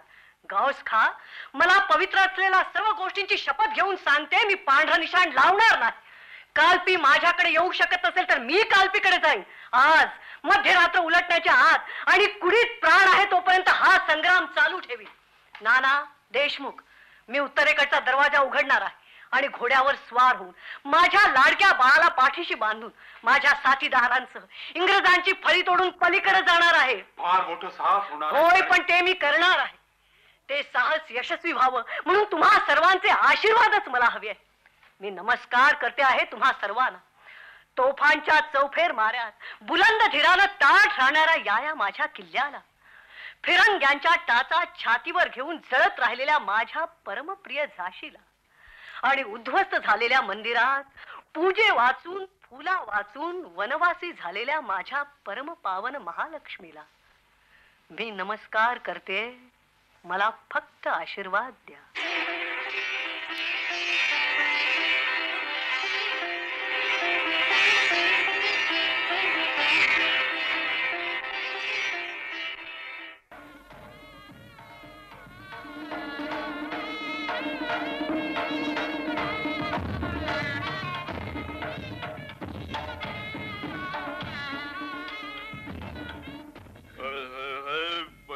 खत्म हो गया, कंबक भर दो प्याला.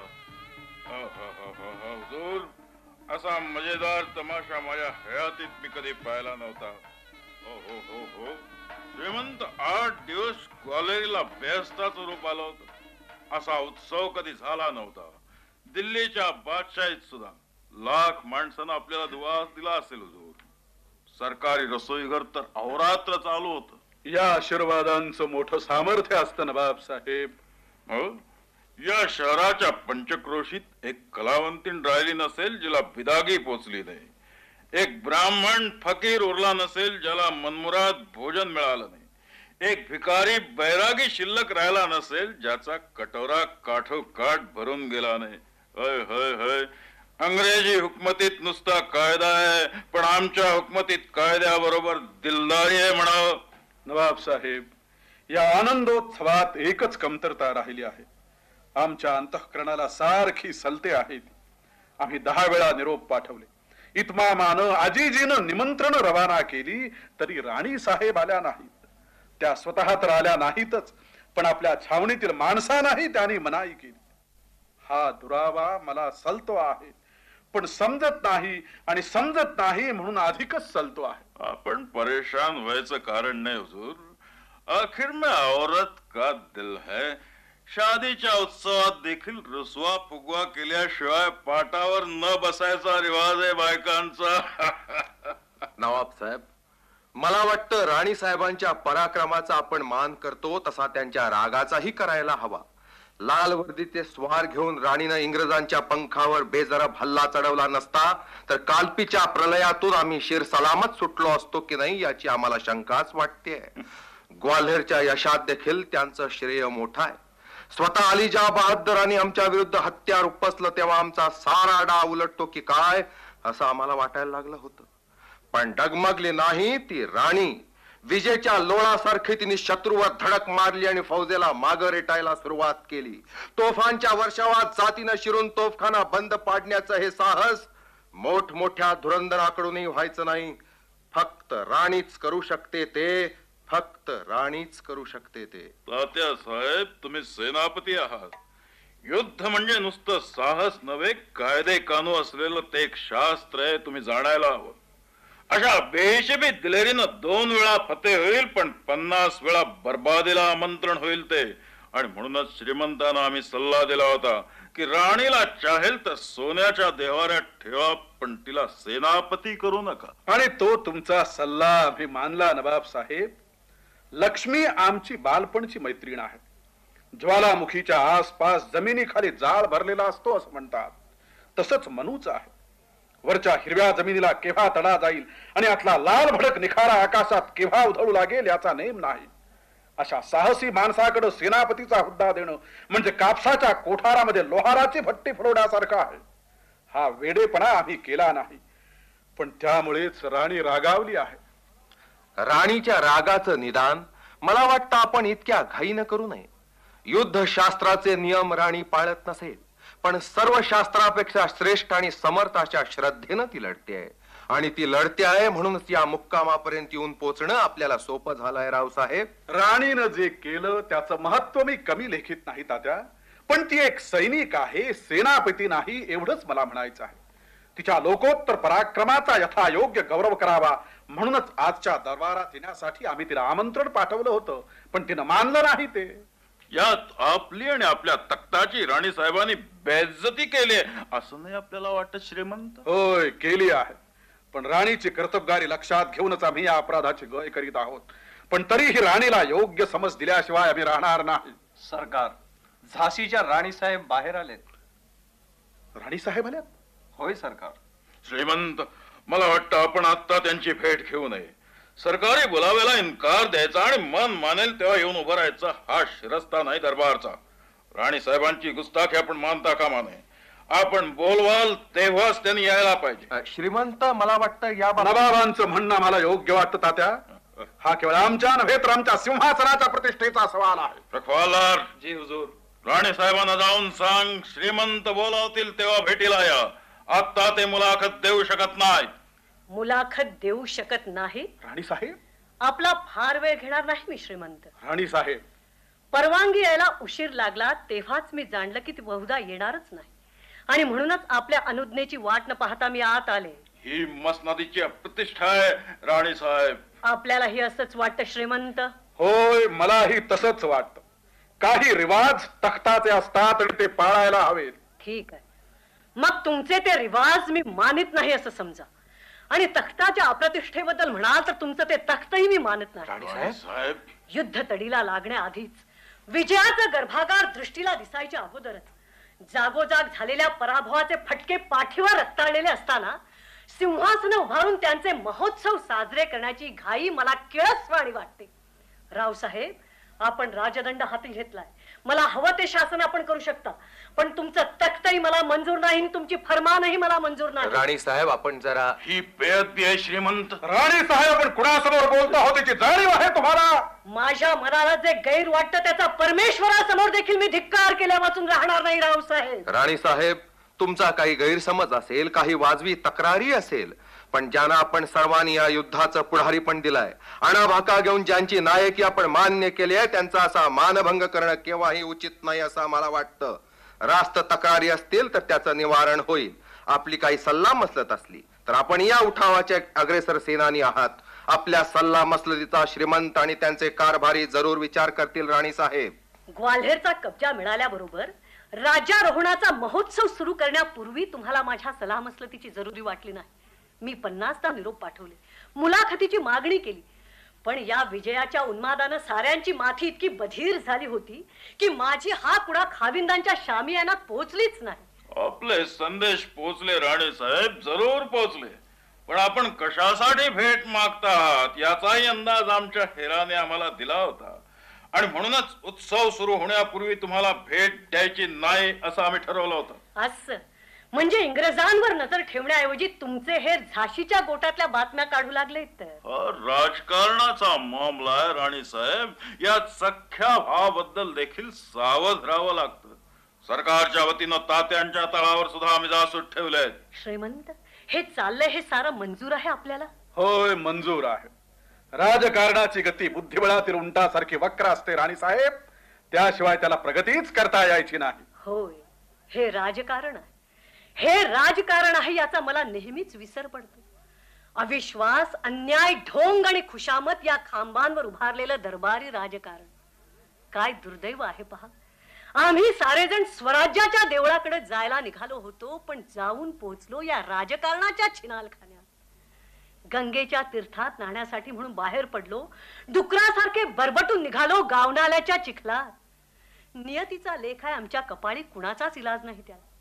ठीक आहे रावसाहेब, आपल्या वक्रगामी राजकारणाची चाकरी करणाऱ्या जासुदांनी कोणती बातमी दिली तुम्हाला राणीबद्दल? मला वाटतं सरकारी महोत्सव संपल्यानंतर हे खुलासे व्हायला हरकत नसावी. आपण शांतपणानं आणि समजूतदारपणानं ऐकायला तयार असलात तर आम्ही कोणताही खुलासा करायला तयार आहोत. सांगा.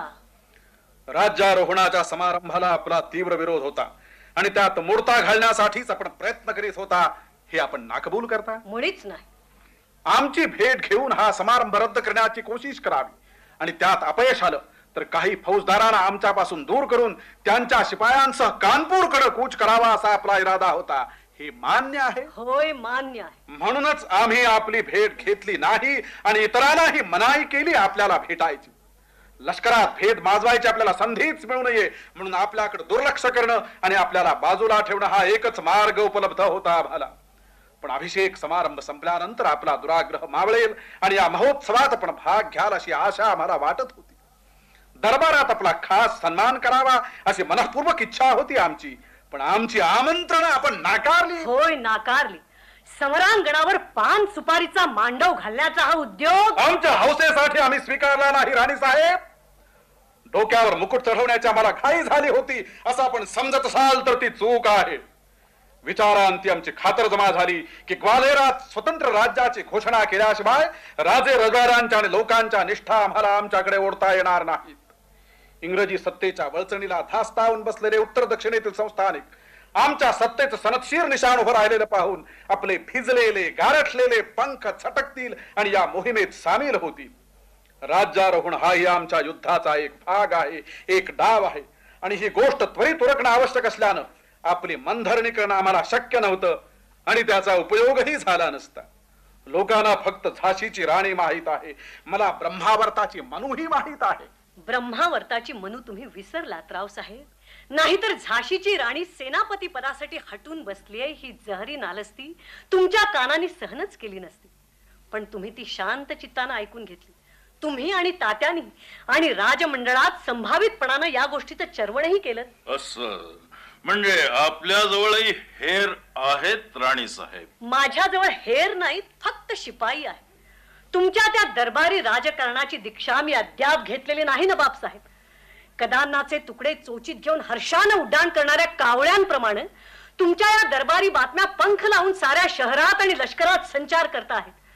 सेनापतीचा हुद्दा मिळाला नाही म्हणून झाशीची राणी महोत्सवाच्या हद्दीबाहेर क्रोधाचा डेरा घालून बसलीये असा डंका तुमचेच खिदमतगार चहूकडे वाजवताय. श्रीमंतांची खास बोलावणी असताही आपण फुलबागेतील दरबाराला आला नाहीत तेव्हा लोकांनी साहजिकच हा कयास केला. पण हे खोट आहे म्हणून आपण सांगितलं तर आम्ही शराफतीनं विश्वास ठेवू आपल्या शब्दावर. तुमच्या समोर माझी कैफियत सादर करण्याची मला जरुरी वाटत नाही. तुम्हाला काय मानायचं असेल ते खुशाल माना. एका दूरच्या प्रकाशाकडे भक्तिभावानं वाटचाल करणारी मी एक जोगीण आहे. ज्या भावनेनं महालक्ष्मीच्या मंदिरात जात होते त्याच भावनेनं आज रणांगणावर जाणारी. या वेडानं जे माझ्यासारखे पछाडलेले आहेत त्यांची दिंडी घेऊन मी प्रवास करते आहे, पुढेही करत राहीन. रस्त्यावर लोकांनी जयघोष केला तरी आणि अंगावर चिखल पत्थर फेकले तरी. सरकार, आपल्या पायाशी विनंती आहे. नको बोलूस काशी, नको बोलूस. हे श्रीमंतांचं राजमंडळ आहे. जग जिंकून तख्तावर बसलेल्या सिकंदरांचा हा शाही दरबार आहे. तुझ्यासारख्या सामान्यानं बोलायची इथं परवानगी नाही. ठीक आहे श्रीमंत, आपण केलेल्या निंदेला मी उत्तर देत नाही, पण आपल्या राज्यारोहणाला मी विरोध का केला हे सांगणं मला आवश्यक वाटतं. राज्याभिषेकाचा समारंभ करताच देशातले राजे रजवाडे हातात मोर्चेले घेऊन आपल्या सिंहासनाभोवती उभे राहतील हा आपला भ्रम आहे. भ्रम, आमचा भ्रम. होय, जे वळचणीला बसले आहेत ते आकाशातले रस्ते त्यांना माहित नाहीत म्हणून नव्हे, तर आकाशाशी असलेलं आपलं नातं ते विसरले आहेत म्हणून. त्यांचे पंख भिजलेले नाहीत रावसाहेब, तुटलेले आहेत. स्वराज्याचा हा झगडा सुरू होऊन आज 14 महिने झाले. त्यांना यायचं असतं तर ते यापूर्वीच आले असते. ज्यांनी दिल्लीची हाक ऐकली नाही ते ग्वाल्हेरची हाक ऐकून धावत येतील. पण राणी साहेब, देवाच्या दयेनं लाभलेल्या या 2 आठवड्यातला प्रत्येक दिवस नव्हे प्रत्येक क्षण पृथ्वी मोलाचा होता. या परमेश्वरी कृपेच्या आम्ही पत्रावळी केल्या सहस्त्र भोजनासाठी, चाळ पैदण केले बाजार बसव्यांच्या पायात बांधण्यासाठी, फुलपात्र केली भांग शराब पिण्यासाठी. राज्यारोहण करायचं होतं तर त्यासाठी हा खुशालचंदी जल्लोष आवश्यक होता. पण राणी साहेब, संस्थानी खजिन्यातील 20 लाख रुपये आमच्या हाती आले. होय, पण हा सारा पैसा आपण खैरात, दक्षिणा, बहाल मर्जी म्हणून वाटून टाकला. शिपायांच्या मनातली शस्त्रच आपण काढून घेतलीत आणि त्यांना बनवलं याचक आणि व्यापारी. या 20 लाखातून हत्यारं पैदा करावीत, नवे तोफखाने उभारावेत, सनदशील अंमल प्रस्थापित करून नवीन लष्कर भरती करावी असा विचार आपल्या राजमंडळाला सुचला नाही. लाचार मिंध्या आशीर्वादांचा पाऊस अंगावर घेतला की आपला मार्ग निर्भेद झाला. मग फौजेची अवस्था काही का असेना, इतिहास आमच्या ओट्यावर मरून पडलाय हेच शेवटी खरं. आमच्या फौजेला काय झालंय राणी साहेब? कालपीला जेवढं लष्कर होतं त्यापेक्षा चौपट लष्कर आज आमच्या हाताशी आहे. अलीजा बहादरांचा सगळा तोफखाना आणि हत्यारखाना आमच्या स्वाधीन झालाय. माणसांचे अस्ताव्यस्त पुंजके उभारून युद्ध जिंकता आलं असतं तर परस्थानची पावलं या देशात कधी पडलीच नसती. फौज वाढली नाही नवाब साहेब, नुसती सुजली आहे. छावणीत जातीनं फेरफटका मारून आपल्या फौजेचा कस कोणता आहे ते कधी बघितलंय आपण सर्वांनी? बाजार गुणगे बाजूला काढून शिपायांना शिस्त लावायची काही तरतूद आम्ही करायला नको होती? 10 पराजयानंतर 1 विजय मिळाला तर आम्ही शिराळशेटी धांदलीनं लगेच आमच्या नावाची नाणी पाडायला निघालो आहोत. पण राणी साहेब, श्रीमंत, जागोजाग मार खावा लागला तर पायाखालचे किडे देखील शहाणे होतात आणि आपल्या बचावाचा नवा प्रतिबंध उभारतात. आपण माणसांनी तेवढं शहाणपण दाखवायचं देखील नाकारावं. पण राणी साहेब, झाशीला 20,000ची फौज घेऊन आम्ही आलो. होय, पण इंग्रजांचा तोफखाना सुरू होता. तुमचे शिपाई दंगल माजून माघारी पळाले. अधिकाऱ्यांच्या हुकमाची कुणी वाट पाहत नाही. कालपीलाही तीच कथा. ग्वाल्हेर जिंकलं, पण या बेशिस्तीत काढीत काही सुधार झाला नाही. आत्मश्लाघा होत असेल तर माफ करा, पण एक झाशीचा गोट सोडला तर सर्वत्र ढिगार साचले तनागोंदी हुल्लडीची. शिपायांना माहित नाही जरब, हुद्देदारांना माहित नाही जबाबदारी. सरदार दरकदारांचे डेरे म्हणजे भांग घोट्याचे आणि नशापणाचे अड्डे झालेत, नुसते अड्डे. इंग्रजांच्या बांधीव सामर्थ्याचा अशा गोंधळानं आम्ही पाडाव करणार आहोत. ज्या शिपायांनी आमच्या निशाणासाठी निष्ठेनं प्राणाहुती दिली त्यांच्याशी हे इमान आहे आमचं. पण मनू रावसाहेब, इंग्रजांच्या बलाढ्य फौजा 10 दिशाने आमच्या अंगावर सरकत आहेत. सर्वनाश आणि पराभव फणा काढून आमच्या उषा पायथ्याशी बसलेत आणि आम्ही साजरे करतो हे जहांगीर महोत्सव. नाही रावसाहेब, मला हे सहनच होत नाही.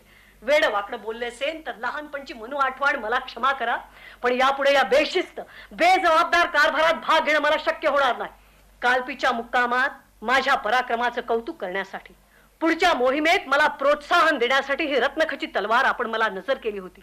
आता माझा पराक्रमही संपला, आपली साथही संपली.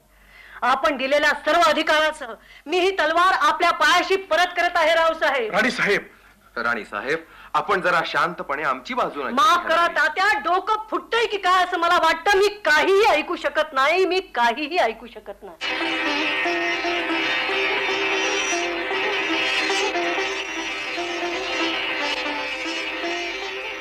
काशी, मुंदर, कुठं गेल्या मेल्या दोघी जणी?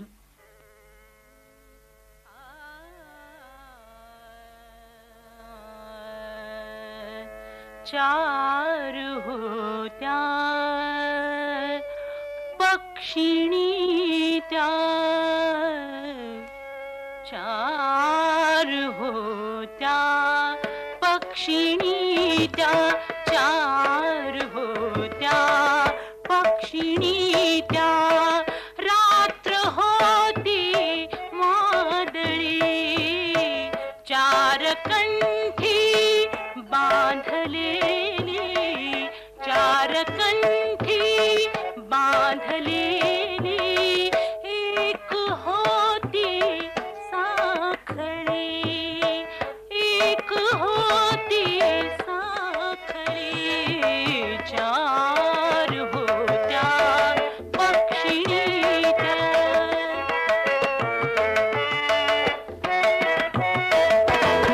दोन होत्या त्यात हंसी, दोन होत्या त्यात हंसी. राजहंसी एक ती, राजहंसी एक ती, राजहंसी एक ती. आणि एकीला कळेना जात माझी कोकिळा. चार होत्या पक्षिणी त्या.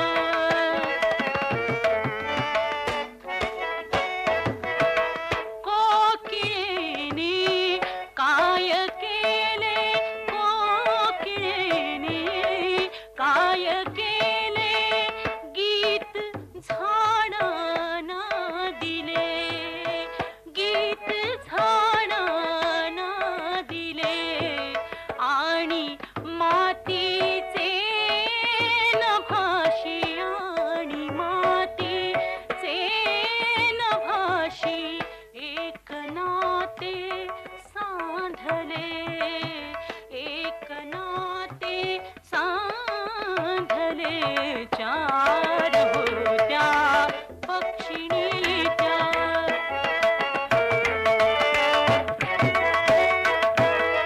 ती म्हणाली एकटी मी, ती म्हणाली एकटी मी, राहिले तर राहिले, राहिले तर राहिले.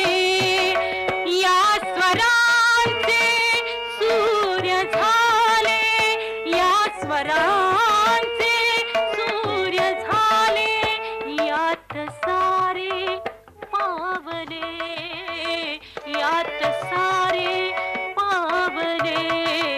चार होत्या पक्षिणी त्या, चार होत्या. बरं ते जाऊ दे. अगं मी तुमच्या नावाने इतकी कोकलत होते, तुम्हाला ऐकू नाही आलं? अगं आम्ही बाईसाहेबांच्या बरोबर गेलो होतो, ते आत्ताच परत आलो. काय झालं तिथे? काय होतंय तेच कळत नाही. श्रीमंतांपुढे बोलताना बाई अगदीच बेभान झाल्या होत्या. मला वाटलंच होतं ते. गेले 10-12 दिवस धुमसत बसल्या होत्या स्वतःशी, साऱ्या दुनियेचे दरवाजे बंद करून. तुझी सारखी चौकशी करतात त्या. आताही आल्याबरोबर त्यानेच आम्हाला इकडे पाठवलं, वैद्यानं काय सांगितलं ते विचारण्यासाठी. देशमुख साहेब भेटणार आहेत त्यांना. ते गोरे वैद्य त्यांच्याशीच बोलले. पण तुला काहीच का नाही सांगितलं? अगं अगं त्यांच्या न सांगण्यानं सारं काही सांगितलं. जुले, अगं जुले, तुला हसवते तरी कसं? अगं माझ्या जीवाला बेहस्तातून मागणी आली ही आनंद मानण्यासारखी गोष्ट नाही का?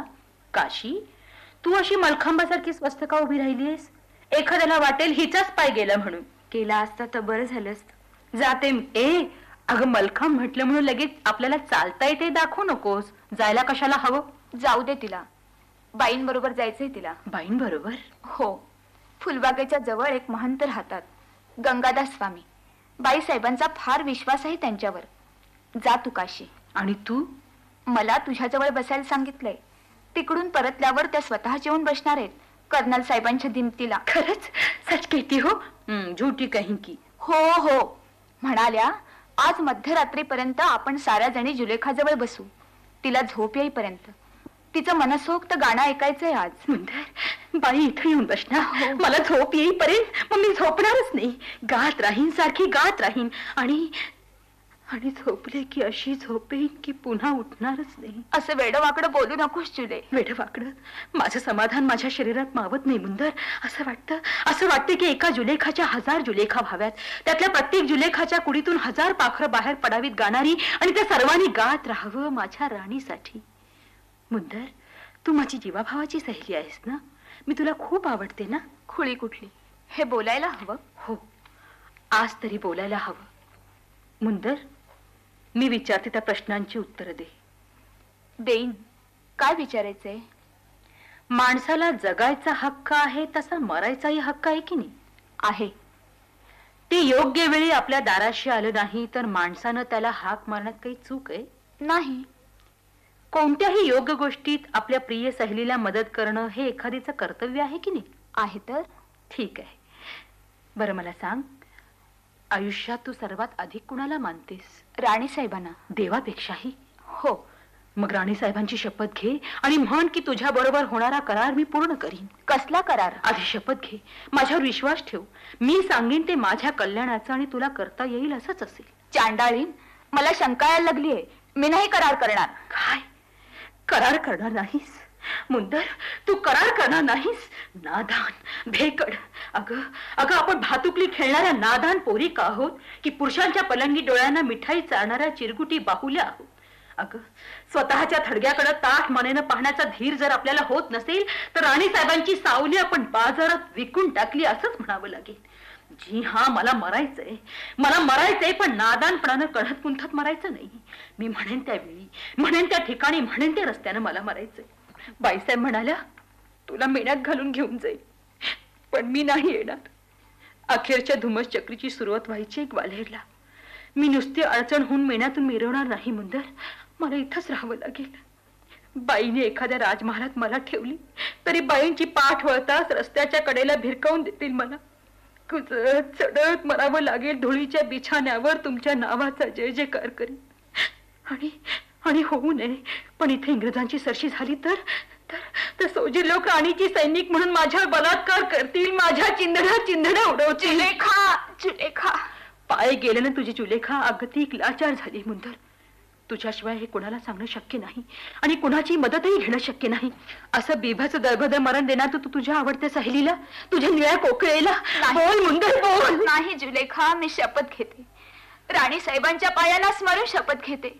तू सांगशील त्याप्रमाणे मी करीन, ठरेल तो करार पूर्ण करीन. माझी मुंदर, माझी सहेली.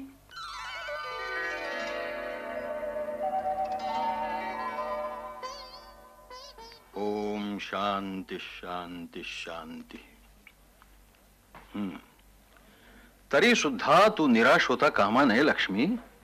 हे नुसतं युद्ध नाही, इतर 1000 युद्धांसारखं कुणाचा कलंडलेला राजमुकुट सावरण्यासाठी, शत्रूच्या प्रदेशावर आपल्या वर्चस्वाचा ध्वज रोवण्यासाठी किंवा द्रव्याकरता केलेल्या मुलुखगिरीसाठी हा एक यज्ञ आहे. आणि अशा यज्ञामध्ये सुखी संतोषा न भजावे, दुःखी विषादा न यावे आणि लाभालाभ न धरावे मना माझी.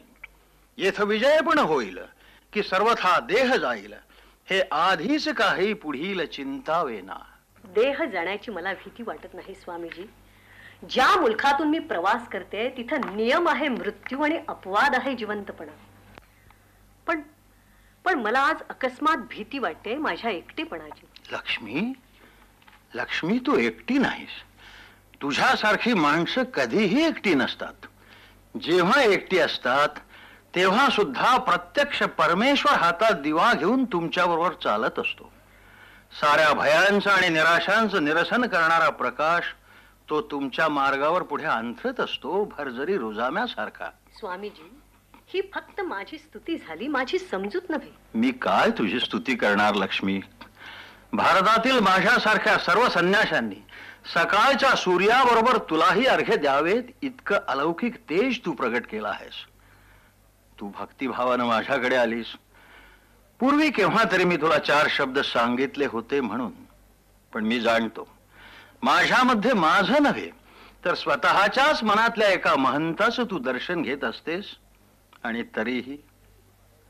तरीही बाहेरची दुनिया मी खूपच अधिक पाहिली आहे, तिची वेदनाही ऐकली आहे.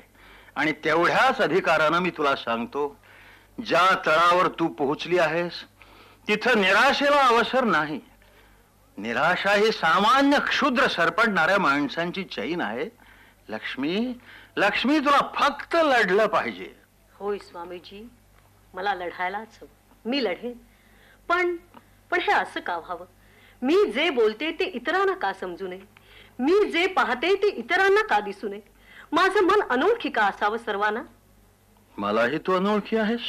आपण सर्वज्ञ आहात, आपल्याला काहीच अनोळखी नाही स्वामीजी. आणि या काशीला मी विसरलेच होते.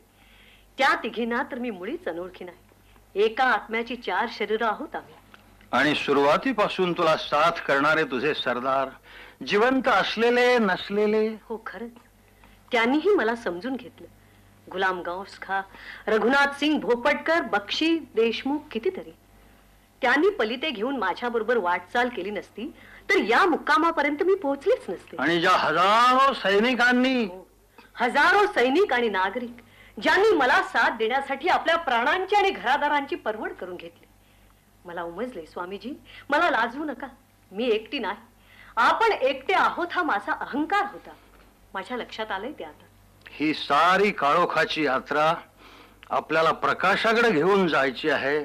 त्याच्यासाठीच हा संग्राम उभा राहिला आहे. चहूकडे स्वच्छ प्रकाश असता तर हा प्रसंगच उद्भवला नसता. माणसाच्या काळानं त्याचं कर्तव्य आकाशावर लिहून ठेवलेलं असतं. त्याच्या मागे राहणं हा द्रोह आणि पुढे जाणं हे साहस. तुझ्या विचारात कोणतीही चूक नाही. कोणत्या काळोखातून आपल्याला वाट काढायची याची जाणीव मनात ठेवायला हवी. याच उद्देशानं मी तुला हे सारं सांगितलंय. भविष्यातली मंदिरं उभारण्यासाठी वर्तमानाचं दान देणारी तुझी जमात आहे. हे व्रत तू चालवायला हवं. स्वामीजी, मला एकच सांगा, पुढचा काळ तुमच्या दीर्घदर्शी नजरेला दिसत असेल, मंदिर पुरं होईल ना? लक्ष्मी, लक्ष्मी, देवळाचा सोनेरी कळस पायातल्या चिऱ्यांना दिसत नाही. तो दिसायला हवा असा आग्रहही त्यांनी धरू नये. तू म्हणतेस तशी दिव्य दृष्टी माझ्याजवळ नाही, पण मला हे माहित आहे, साधकांच्या श्रद्धेतून आणि बलिदानातून सिद्ध झालेला यज्ञ केव्हाही विफल होत नाही. ही बलिदानं व्यर्थ झाली तर विश्वातील ईश्वराचं अस्तित्वच संपुष्टात येईल आणि हा सारा संसार निरर्थकाच्या धुक्यानं भरून जाईल. म्हणून एकच लक्षात ठेव, कर्मण्येवाधिकारस्ते मा फलेषु कदाचन मा कर्म फल हेतुर्भूत मा ते संगोत्स्व कर्मणी. तथास्तु. स्वामीजी, आपले आशीर्वाद हवे. विजयवती हो लक्ष्मी.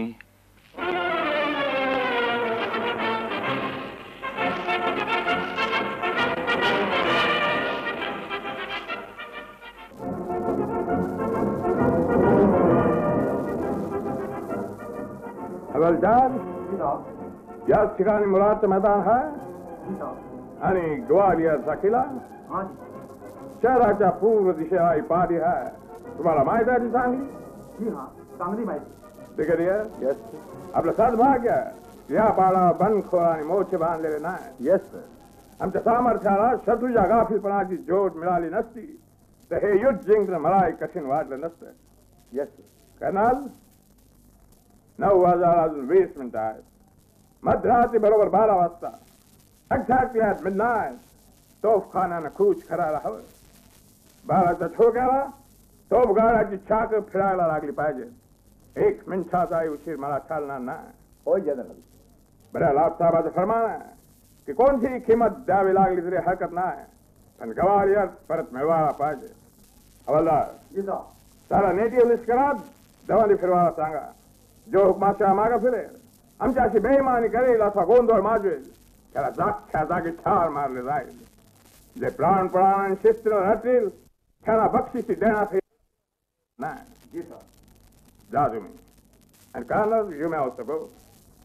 ब्रिगेडियर, या लढाईत तुमच्याकडे खास कामगिरी आहे. हुकूम हवा सर. पहिला मुकाबला मुरादजवळ होईल, पण मला त्याची धास्ती वाटत नाही. आपण शिंद्यांची निशाण आघाडीला ठेवणार आहोत. संस्था आणि फौजेत त्यामुळे गोंधळ माजल्यापासून राहणार नाही. आपल्याला अनुकूल अशा अनेक गोष्टी ग्वालियरमध्ये घडत आहेत. बंडखोरांच्या फौजा बेसावत, बेशिस्त आणि जलशात बुडालेल्या आहेत. हा जल्लोष संपल्यापूर्वीच आपल्याला प्रहार करायला हवा. आणखी एक महत्वाची बातमी मला आताच कळली आहे. झाशीची राणी आणि पेशवे याच्यात बेबनाव ठाला असून राणी पेशव्यांच्या गोडातून बाहेर पडणार आहे. फार चांगली बातमी जनरल. हो, पण बेबनाव ठाला एवढीच बातमी. गोडातून बाहेर पडणार हा अंदाज त्याच्याशी आपल्याला कर्तव्य नाही. आणि ब्रिगेडियर, येस सर. राणी पेशव्यांपासून बाजूला होईल असंही मला वाटत नाही. ती निशाण सोडणार नाही. ती निशाण सोडणारी स्त्री नाही. सुरुवातीपासून ही आघाडी माझ्याकडे आहे. आणि माझं निश्चित मत आहे की शत्रूच्या पक्षाकडे सर्वश्रेष्ठ सैनिक म्हणजे ही स्त्री आहे, झाशीची राणी. आणि म्हणून ग्वालियरच्या लढाईत झाशीच्या राणीचा पुरता भीमूट किंवा संहार केल्याशिवाय पुढील विजय आम्हाला निश्चित करता येणार नाही. बाकी काही झालं न झालं तरी मला परवा नाही. I don't care. पण राणी आपल्या हातात आली पाहिजे किंवा तिला ठार मारली पाहिजे. ती आमची सर्वात मोठी, सर्वात भीतीदायक शत्रू आहे.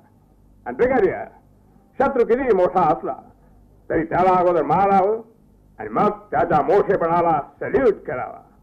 राणीला ठरलं किंवा मारलं तरच आमच्या साम्राज्याचं निशाण या दिशा सुरक्षित राहील. Yes general. आणि ही कामगिरी मी तुमच्याकडे सोपवित आहे. मुरारपर्यंत आपण बरोबर राहणार आहोत. बंडखोरांच्या एका आघाडीचं नेतृत्व राणीकडे दिलं जाईल आणि ती स्वीकारेल याबद्दल मला शंका वाटत नाही. ही आघाडी ठेचण्याची कामगिरी तुम्हाला करायची आहे. Yes sir. गोरा फौजेतील हुसारांचे खास रिसाले आणि इंग्लिश तोफखाना मी तुमच्या मदतीला ठेवणार आहे. इंग्लंडच्या इतिहासामध्ये in the history of England आपलं नाव नोंदवायची ही संधी तुम्हाला मिळत आहे. आणि जिंकली किंवा पळाली आणि तुम्ही जिवंत राहिलात ही बातमी मी ऐकणार नाही. Yes general.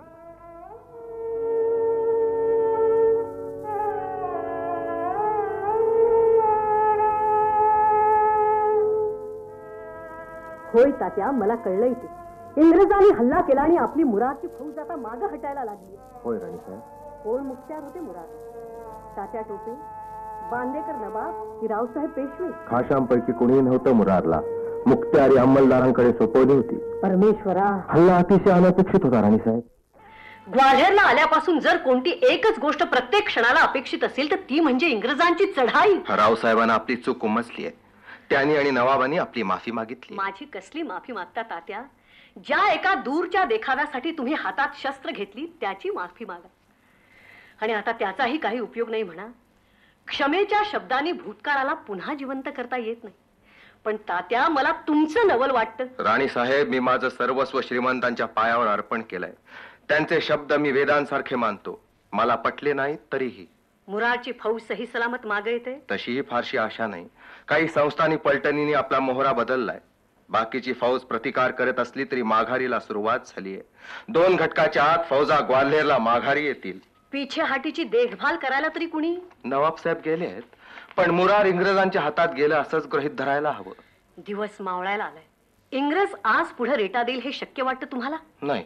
मुरारच्या मैदानात इंग्रजांनी तळ ठोकायला सुरुवात केली आहे. म्हणजे एक रात्र आपल्याला अवसर आहे. होय राणीसाहेब. म्हणजे कुणाचे नाच गाण्याचे, नशा पाण्याचे किंवा मेजवान्यांचे कार्यक्रम अर्धवट राहिले असतील तर ते पूर्ण करायला अजून सवड आहे. आपण बोलाल ते ऐकायलाच पाहिजे. माफ करा तात्या, काहीतरीच बोलले मी. ठीक आहे, आपला काय हुकूम आहे? मी तयार आहे, माझ्या पलटणीही तयार आहे. फौजेचा बंदोबस्त आणि उद्याच्या प्रतिकाराची योजना आपल्याला ताबडतोब करायला हवी. तेवढ्यासाठी श्रीमंतांनी आपल्याला निरोप पाठवलाय की झालं गेलं विसरून जा. ठीक आहे. काशी, स्वारीची तयारी करायला सांग.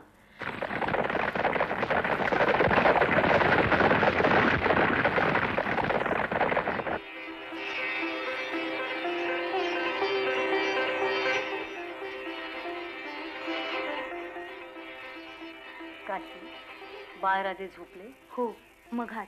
रघुनाथ सिंगजी, राणीसाहेब, छोट्या राजांची जबाबदारी आता तुमच्यावर.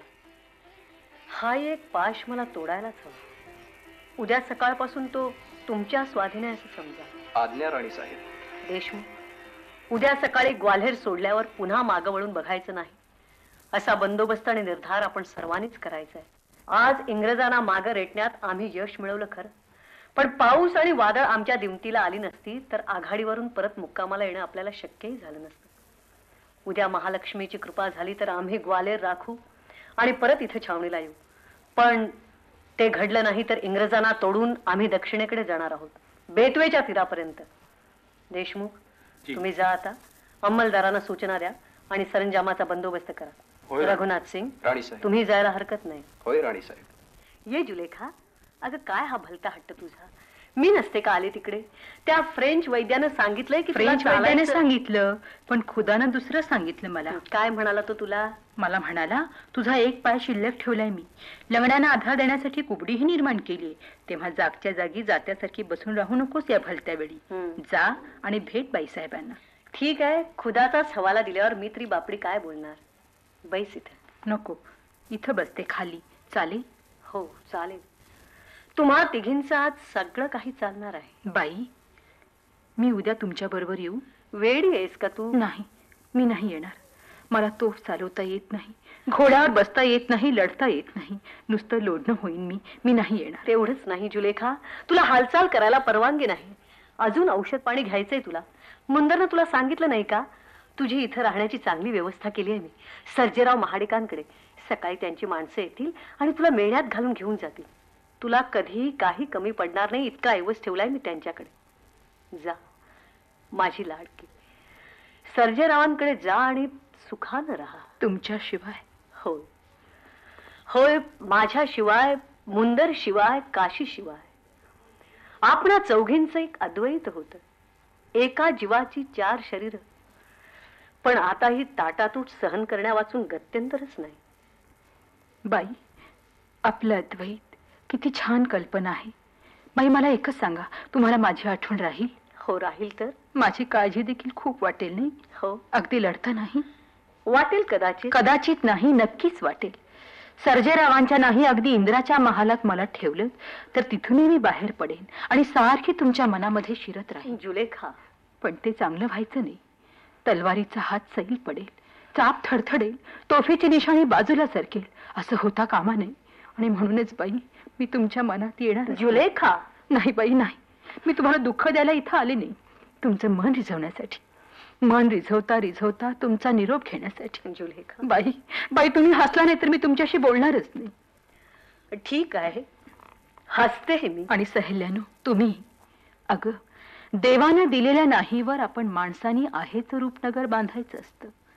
आसमानाच्या रितेपणात आपण तेजाचे आकाश दिवे पेटवायचे. अभावाच्या सरोवरात सौंदर्याची कमळ फुलवायची. ढगांच्या धुक्यावर कशिदा काढायचा आहे स्वरांचा. आणि शून्याच्या इलाख्यात मंदिरं उभारायची आहेत काळजातल्या स्वप्नांची. हे थोडंफार घडलं तरी सार्थक झालं. अंधाराशी सोयरी करायला आपल्याला वेळच नाही बायांनो. बाई बाई वेड्यासारखं बोलते ना मी, आता नाही बोलणार. बाई बाई मला फक्त एक गाणं म्हणायचंय. म्हणून म्हण की. मुंदर ऐकतेस ना, गाणं म्हणते मी. हो मी ऐकते.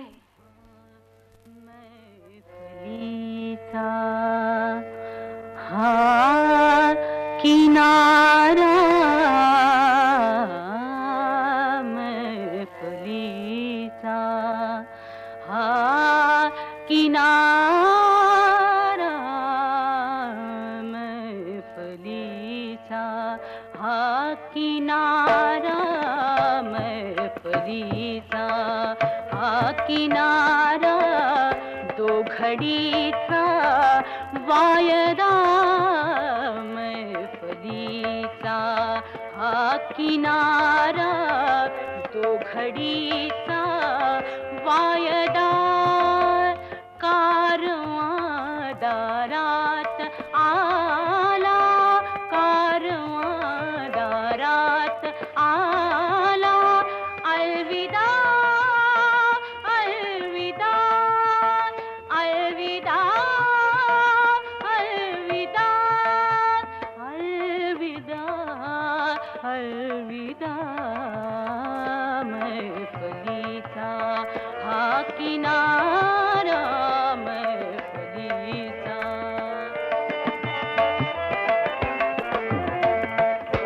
मी स्वरांचा पंख झाले, मी स्वरांचा पंख झाले, मी स्वरांचा पंख झाले, मी स्वरांचा पंख झाले.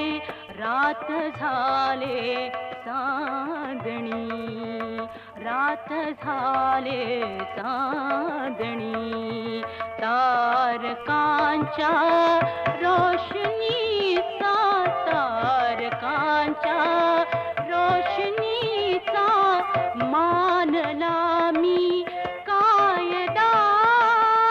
अलविदा अलविदा अलविदा अलविदा अलविदा अलविदा मैफलीचा, हा किनारा.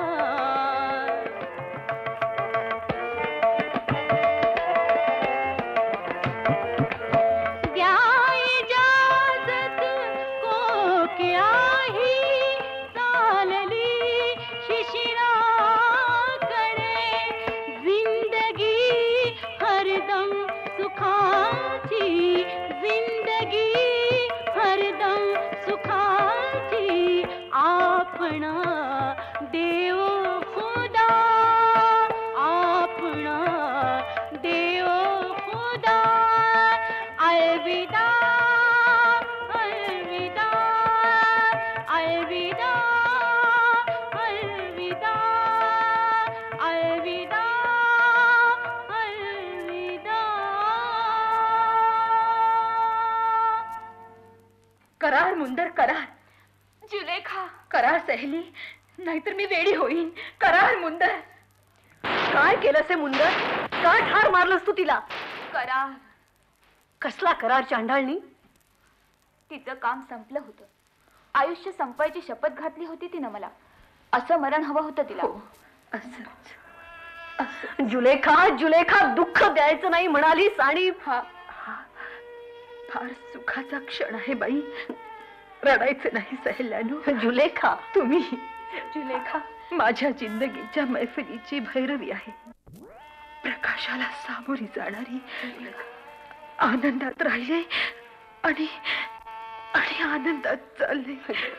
बाई बाई, तुम्ही म्हणाला होतात ना आपला द्वैत.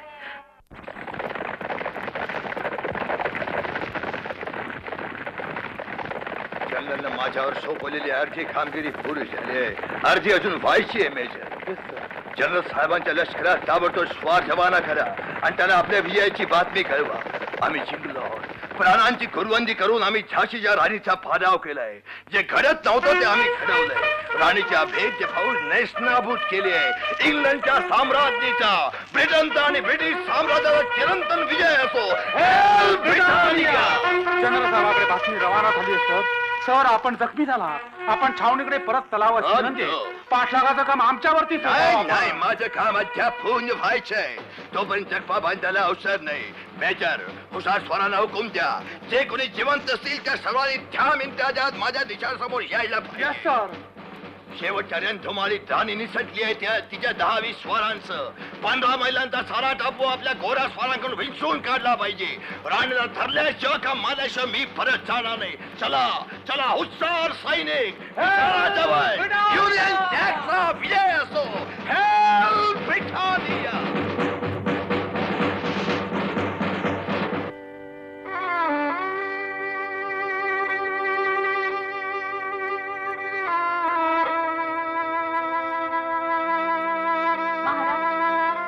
स्वामीजी, कोण आहे? मी मुंदर आहे. राणी साहेबांची मुंदर. मुंदर? राणीची दासी? बेटा बेटा, काय अवस्था आहे तुझी? पण मला वाचवायचा प्रयत्न करू नका. वेळ घालवू नका. माझ्या पोटात पिस्तुलाच्या गोळ्या रुतून बसल्या आहेत. मी मेल्यासारखेच आहे. पण काय मुंदर? मुंदर, राणी कुठे आहे? इथून जवळच आहेत. सोनरेखेच्या नाल्यापाशी गोऱ्या स्वाराने आमच्यावर हल्ला केला होता. माझ्यावर राणीसाहेब मागून धावत आल्या आणि त्या तिघांनाही ठार केलं त्यांनी. माझ्या पोटात गोळ्या घुसल्या होत्या.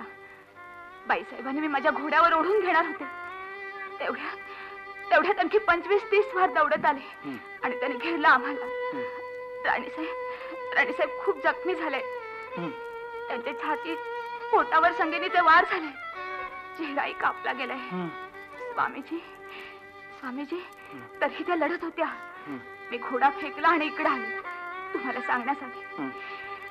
राणीसाहेब जिवंत राहणं शक्य नाही, पण त्यांचे शरीर शत्रूच्या हाती लागता कामा नये मला बजावून सांगितलं होतं त्यांनी. म्हणूनच त्यांना सोडून आले. तुम्ही 2 माणसं घ्या आणि जा तिकडे. सोजीरांना माहित नाही राणी आहे. बरोबर माणसं आहेत, पण ती जिवंत राहतील ना राहतील. तुम्ही जा आणि त्यांना घेऊन या. मी जुलेखाकडे चालले. जायला हवं अगोदर. राणीसाहेबांना म्हणावं तुमची मुंदर. बेटी, महाराज, ही माणसं आपल्या मठाकडे येतात. कोण आहे? मी देशमुख. राणीसाहेबांची माणसं होता. आणि राणी कुठे आहे? राणीसाहेब येत आहे. बाई, अजून 15 पावलं जावं लागेल. स्वतःच्या पायानं चालायचा हट्ट अजूनही सोडणार नाही तुम्ही? अगं लक्ष्मी जन्मभर हट्टीच होती. आता थोडक्यासाठी कशाला बदलायचं? पण बाई, तुमची हो, माझी छाती फुटली आहे, तोंड चिरलंय. मला माहित आहे.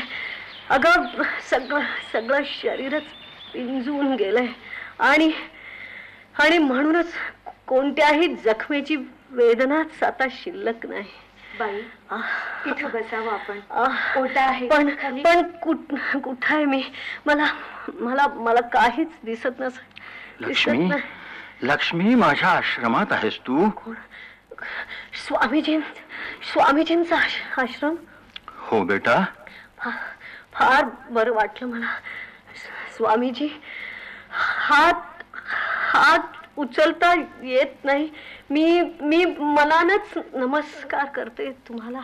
माझ्यासारख्या गोसावड्यांची शरीर तुझ्या पायाखाली अंथरायला हवीत देवी. कसला नमस्कार करतेस? लक्ष्मी, लक्ष्मी थोडं पाणी घेतेस? जरा बरं वाटेल. आपल्या हातचं पाणी नाही कसं म्हणू, पण पण पोटापर्यंत पोचायचंच नाही. नको देशमुख, आपण इथं कसे? मग मला काहीच आठवत नाही. बहुतेक कोऱ्यानं आपण मारलंय राणीसाहेब. बाकीचे पळून गेले. छोट्या राजांना घेऊन रघुनाथ सिंग कोटसरायला गेले. त्यांची काळजी करू नका राणीसाहेब. नाही, त्याची काळजी नाही मला. देशमुख, या काशीला मात्र सांभाळा तुम्ही. मी तुमच्या बरोबर येणार आहे बाई. माझ्या बरोबर? वेळी मी कुठं जाणार आहे माहितीये? जिथे जाल तिथे. घोडी आहेस देशमुख.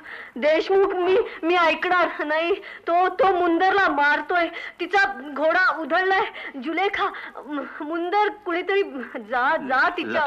लक्ष्मी, तुझी मुंदर इथेच पडली आहे. मरून? हो, मला निरोप सांगण्यापुरती जिवंत होती ती. तुझी आठवण केली तिनं. आठवण फार दुबळी असते. लोक तिला गोळ्या घालून ठार मारतात. आठवण स्मरशील राधा, स्मरशील यमुना, स्मरशील गोकुळ सारे, स्मरेल का पण कुरूप गवळण तुझही बंसी रे. मुंदर, काशी, जुलेखाला चिडवू नका. पारिजातकाचं फूल आहे ते. स्वामीजी, मंदिराचा सोनेरी कळस पायातल्या चिराना दिसत नाही. न दिसो.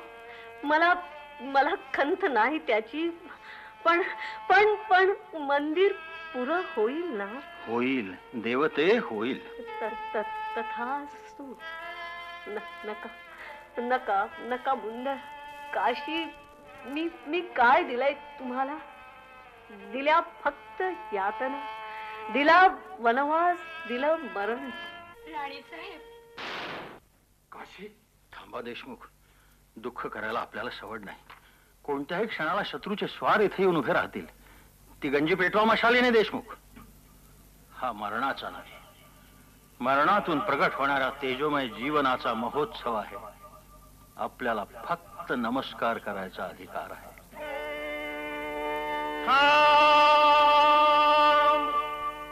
थांब जरा हे भारतवासी, थांब जरा हे भारतवासी. या वृंदावनी लाव निरांजन, या वृंदावनी लाव निरांजन. याच चिऱ्यांच्या तळी, याच चिऱ्यांच्या तळी वाहुनी जीवन माय धरेला, वाहुनी जीवन माय धरेला.